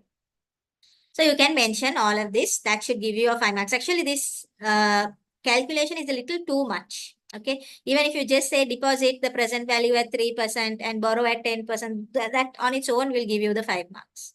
Okay. Because we are already talking so much over here also. Okay. Right. Identify and discuss the different kinds of interest rate risk faced by plan. Okay. So the very clear interest rate risk that they are facing is that of fixed rate and floating rate. Okay. So you can see 2 of their loan notes are fixed rate and we are expecting interest rates to fall. Okay. That means In the future, while the market rate is actually low, we will end up paying more interest. Okay, so the problem that they have is that the fixed rate is high. They won't be able to control that, and they won't be able to benefit from interest rate dropping. Okay, that's the first thing. The other thing is you can just go through this in your revision kit. They talk about gap exposure and a basis risk, right? So what that means is, in this particular question, they have not really matched their assets and liabilities. Okay, so actually they're not talking about the assets or liabilities, but this is a general answer for an interest rate risk, and that is you don't match your assets and liabilities properly. Okay, so that is called a basis risk. Just go through it. If you have the capacity, write it. If not, don't worry too much about it. Okay, so that should give you your 5 marks there. Okay, now what I'm more interested in this question is the C part. Okay, because it's a very tricky question and they have given you 6 marks, actually 6 plus 4, even 4 kind of comes under that area. Okay, so 6 marks, and there's a good chance that since it's a little new, you might get very put off at your exam when you see it. Okay, so let me read this quickly. So they're saying the dollar denominated loan note, this loan note they're talking about, okay, each have a nominal value of 1,000. Now, first thing, usually nominal value is 100. Okay, but in this question, they have made it 1,000. Now, first, a lot of students have the problem where when they see the 1,000, they're so used to taking, 5% of 100 or 6% of 100, they miss out the fact that this is 1,000. Okay, so the moment you see something like this, you highlight it and, properly understand that in this question, it's 1,000. Okay, and those loan notes are convertible. Okay, so convertible means what? After 8 years, we can redeem. Redeem means the company will pay back your money or principal. Or we can tell them, no, you keep your money. Instead of that, give me shares. Okay, so that's what they're talking about here. They're saying as an alternative to redemption in 8 years, the loan note holders could, after 7 years, convert each loan note into 110 ordinary shares of Plum Company. Okay, now the moment you have a conversion or redemption, the option is there. You can redeem if you want, you can convert if you want. We will assume that the shareholder goes for the one that is higher. Okay, so if the redemption is going to give him more return, he will redeem. If the conversion is going to give him a higher return, he will convert. Then they're saying the ordinary shares of Plum are currently trading at 6.5 per share on an ex-dividend basis. The current cost of debt of the convertible loan note is 8%. Okay. Requirement justifying any assumptions that you make, calculate the current market value of the loan notes of Plum Company using future share price increases of 4% per year and 6% per year. Okay. Now, they are asking you, what is this area? They are asking you to calculate market value of convertible debt. Okay, so I'll do the 4%. I'll give you time to do the 6%. Okay. Now, the situation is you have to first decide, are we going to convert or are we going to redeem? Okay, so let's figure out how much we will earn from conversion and how much we will earn from redemption. Okay, so if you look at the redeeming option, they will redeem it at $1,000 in 8 years time. Nominal value, so 8 years time, they will redeem it at $1,000. Okay, or the conversion option is conversion. Okay, what's the option? They're saying each loan note, it will be converted into 110 ordinary shares. Okay, and they're telling me currently the price is 6.5. And when will the conversion happen? In 7 years time. You're saying the loan note holders could, after 7 years, convert the loan note into 110 ordinary shares, and they're giving me the market value. Currently it's 6.5 and it will grow at 4% per year. Okay, so what will be the market price of a share in 7 years time? That will only help us decide, right? So currently it is 6.5. It's going to increase at 4% for 7 years, right? So this will be how much? $8.55 per share. That will be the price of one share. Okay. And now for every loan note that we have, we are going to get 110 ordinary shares, right? So how many loan notes do we have? We have 20 million loan notes. Okay. And let me see. We have 20 million loan notes and the nominal value is $1,000. Okay. So the number of loan notes that we have is 20 divided by 1,000. Okay. So we have 20,000 loan notes. Okay. So we don't have to think about the number in terms of one loan note. Okay. So for one loan note, we will get 110 shares and each share will be worth 8.55. So let's work with one since 20,000 will be too big. Okay. So 110 shares into $8.55, that is $940. Okay. So conversion value is 940. Okay. Now, redemption, you might be tempted to use the 1,000. Okay. But be careful, right? Because conversion is happening in 7 years' time. Redemption is happening in 8 years' time. This is a very weird situation. Usually they don't come up with something like this. But here it's happening. Conversion is at 7 years. Redemption is at 8 years. So first of all, this 1,000, you will have to bring it back 1 year. Okay. So if you look at year 8. Okay. If you look at year 8, there will be two cash flows that will happen. One is this 1,000 redemption. Plus there will be an interest payment that will happen that year also. So if you look at here, 7% per year means 7% of $1,000, basically $70 will be there in the form of interest. So overall in year 8, you will earn $1,000 redemption plus $70 interest. You will earn 1,070 in year 8. So this 1,070, you will have to bring it back by 1 year. Okay. So you will go ahead and multiply it with the discount factor.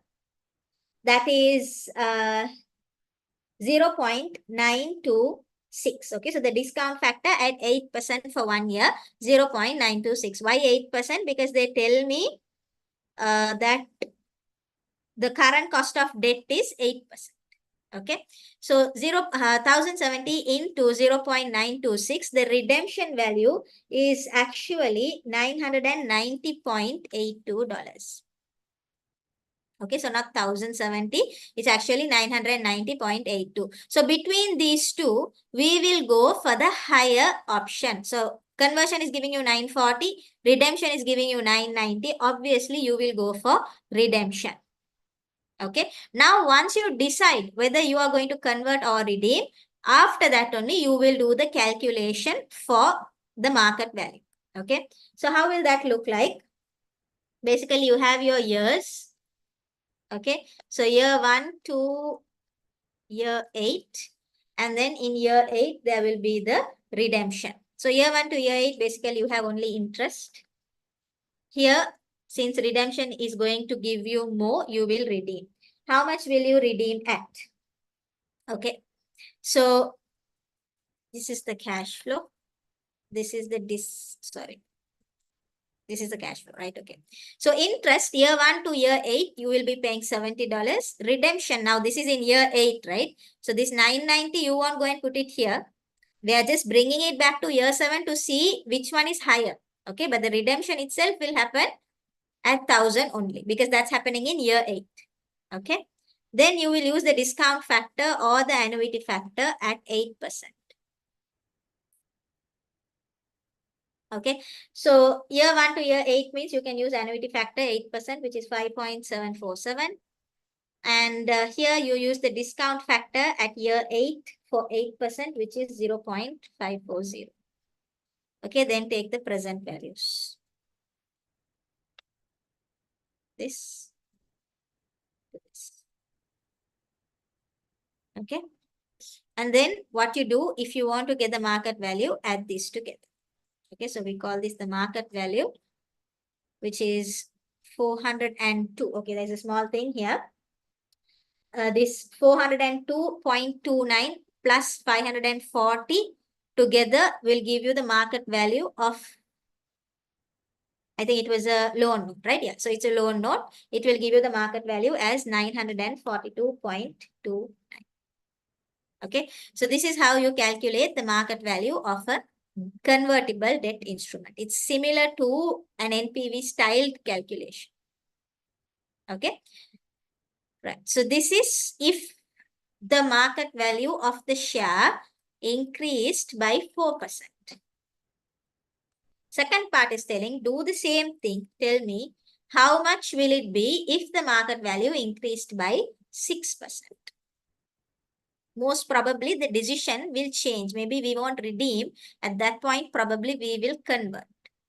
Okay, so have a go. See if you can figure it out.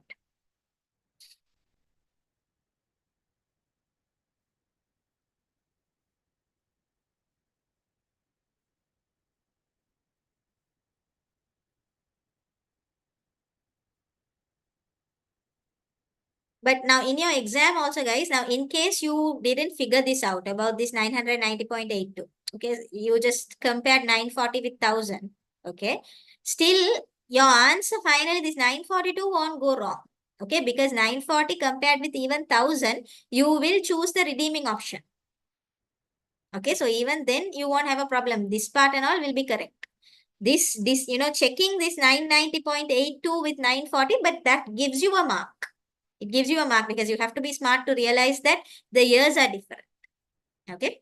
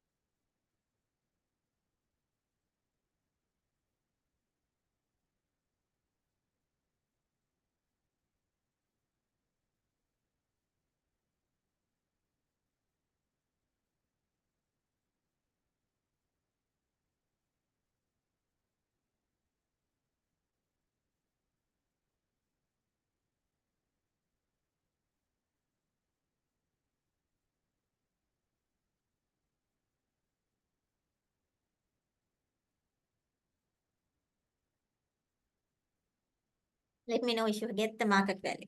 Okay.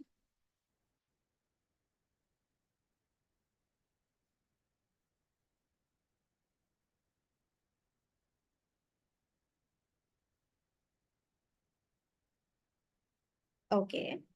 So that is how much you will get if you convert. Now compare that with the redemption option. Okay, redeeming means how much will you get? Anyway, you're going to get less than 1070. So very clearly here you know that you're going to go for conversion, right? Because when you redeem, you're only going to get 990.82.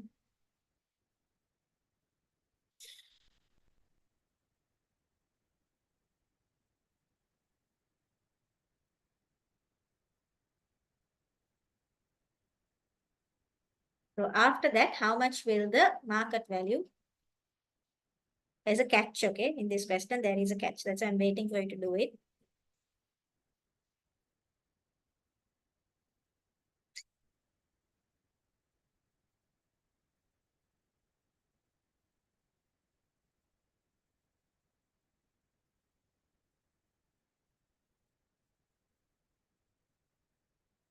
So I will do the first part that you've done. Okay. So it's a 6% increase. Now I can calculate what the market price per share will be. So it is currently 6.5. 6% means 1 into 1.06 to the power, how many years? 7 years, right? So that will be $9.77 per share. That will be the market price. Okay. Now for one loan note, I can exchange for 110 shares. Each share is worth 9.77. So basically my conversion option will give me a worth of 1075 per loan note. Conversion. Redemption, I knew it was not 1070, it was actually 990.82. Okay, so that was the redemption option. Okay, so very clearly in this case, I am not going to go for redemption. I will go for conversion. It's giving me more. No? Okay, so now I have to do an NPV styled calculation. So how will I do it? Years. Then I will have the cash flow. Okay, then I will have the discount factor or the annuity factor at 8%. That won't change. And I can get the present. Now the catch here is, if you are going to convert, you have to do it in 7 years. Okay, because this conversion option is available only in 7 years time. It's not available in 8 years. Very common error is, because in the first part we were talking about redemption, which happens in 8 years, students tend to take year 1 to year 8. Okay, but here it's year 1 to year 7. And the 7th year something will happen. So year 1 to year 7, you have an interest, which was the same 70. And in year 7, we will go for conversion. So we will convert it and we will get 1075. Okay. Then year 1 to year 7, annuity factor 7 years at 8% will be 5.206. And year 7, discount factor 8% for 7 years is 0.583. That's okay. Get present values. This.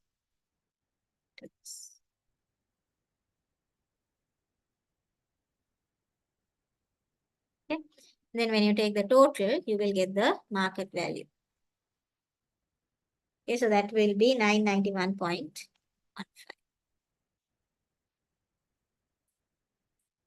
Okay.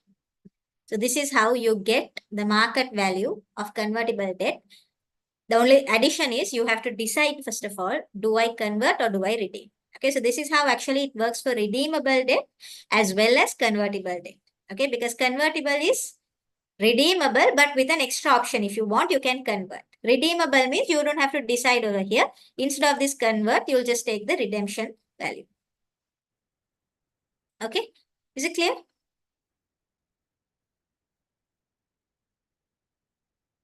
Okay, great. So let's look at D. Discuss the limitations of the dividend growth model as a way of valuing ordinary shares of a company. Okay, now when you see this, be happy because they are not asking you to talk about this question. They're just asking randomly limitations of the dividend growth model. Okay, so I'll tell you a few that I can remember, right? First of all, dividend growth model, we assume that dividends will either be constant every year or the dividend will be growing at a constant rate every year. Okay, we put G, so we assume 3% means forever it's going to increase by 3%. Whereas in real life, that is not practical. Okay, so assumption is we assume that growth will, be constant or there won't be growth at all. But obviously in real life, that can't be the case. So that is one problem. If you say that, you will get 2 marks. Yes, most of the time, the assumption only results in a limitation. So yes, limitation is almost equal to assumptions. Because we are assuming things only, we are creating a limitation for ourselves. Okay. Now think of something else, another point that you can say. Okay, so I'll just go back to that equation. If I could have written it so many times, right? Yeah. So first thing is this G being constant, that is one problem. Another thing is, okay, D naught, maybe that is fine. But look at this KE. We are saying the KE is going to be constant, cost of equity. that is also not really practical, right? You can't say for 50 years the shareholders are only going to ask 12%. 1 year they will ask more, 1 year they will demand less. Okay, so KE we are assuming will be constant throughout the period, which is again not very realistic. Okay, so those are actually the assumptions of DVM. They have only resulted in the limitations of DVM also. Okay, so you make those 2 points, you should get your 2 marks. Okay, so I'm just looking at the marking scheme. Saying that constant dividend growth rate problem will give you 2 marks.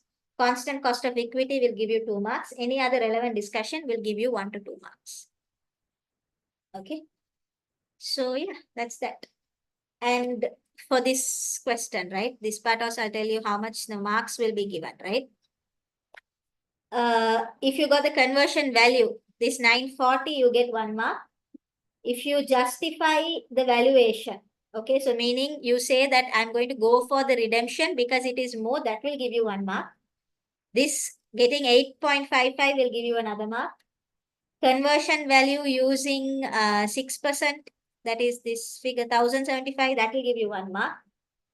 And then justifying, saying we will go for conversion and not redemption, that will give you 1 mark. And market value using 6% share growth will give you 1 mark, getting this 9.75. Okay. Now this justification doesn't mean you have to say, right, you're going to go for conversion, you're going to go for redemption. When you see this calculation, it's clear that you have redeemed, it's clear that you have converted. But if you want to be on the safe side, now here I have just highlighted it. If you want, you can write a point here saying, since conversion will give more return than redemption, the debt holder will choose to go for the conversion option. Okay. So that's a good 6 marks that you will get there. Right. Okay, so I think that wraps up this question. Okay. All the best, Astrid. Okay, if there's anything and if you think I can help you, let me know. I will try my best. Okay. So take the next few days, finish off as much as you can for FM. Good luck for AA as well as FM. Based on what I can see, based on your calculations, I feel you are in a good position. Okay, definitely in a good position. Now it's that last run. Okay, so just get this over with. I'm pretty sure you'll be able to pass well. Okay, right? All the best. I'll see you when I see you next. Okay. Right. So if you have any questions, you can ask me now. If not, I can go ahead and end the call. Thank you very much for the last few weeks. We have the revision for it's valuable. Actually, I want to thank so much. Okay. Thank you very much again. No problem, Astrid. Okay. So all the best. I know that you will be able to do this. I've done as much as I can, but again, you have my details, my contact details. If you want any help, let me know. I'll be more than happy to help you out. Okay. Thank you, madam. Right. Good luck. See you then.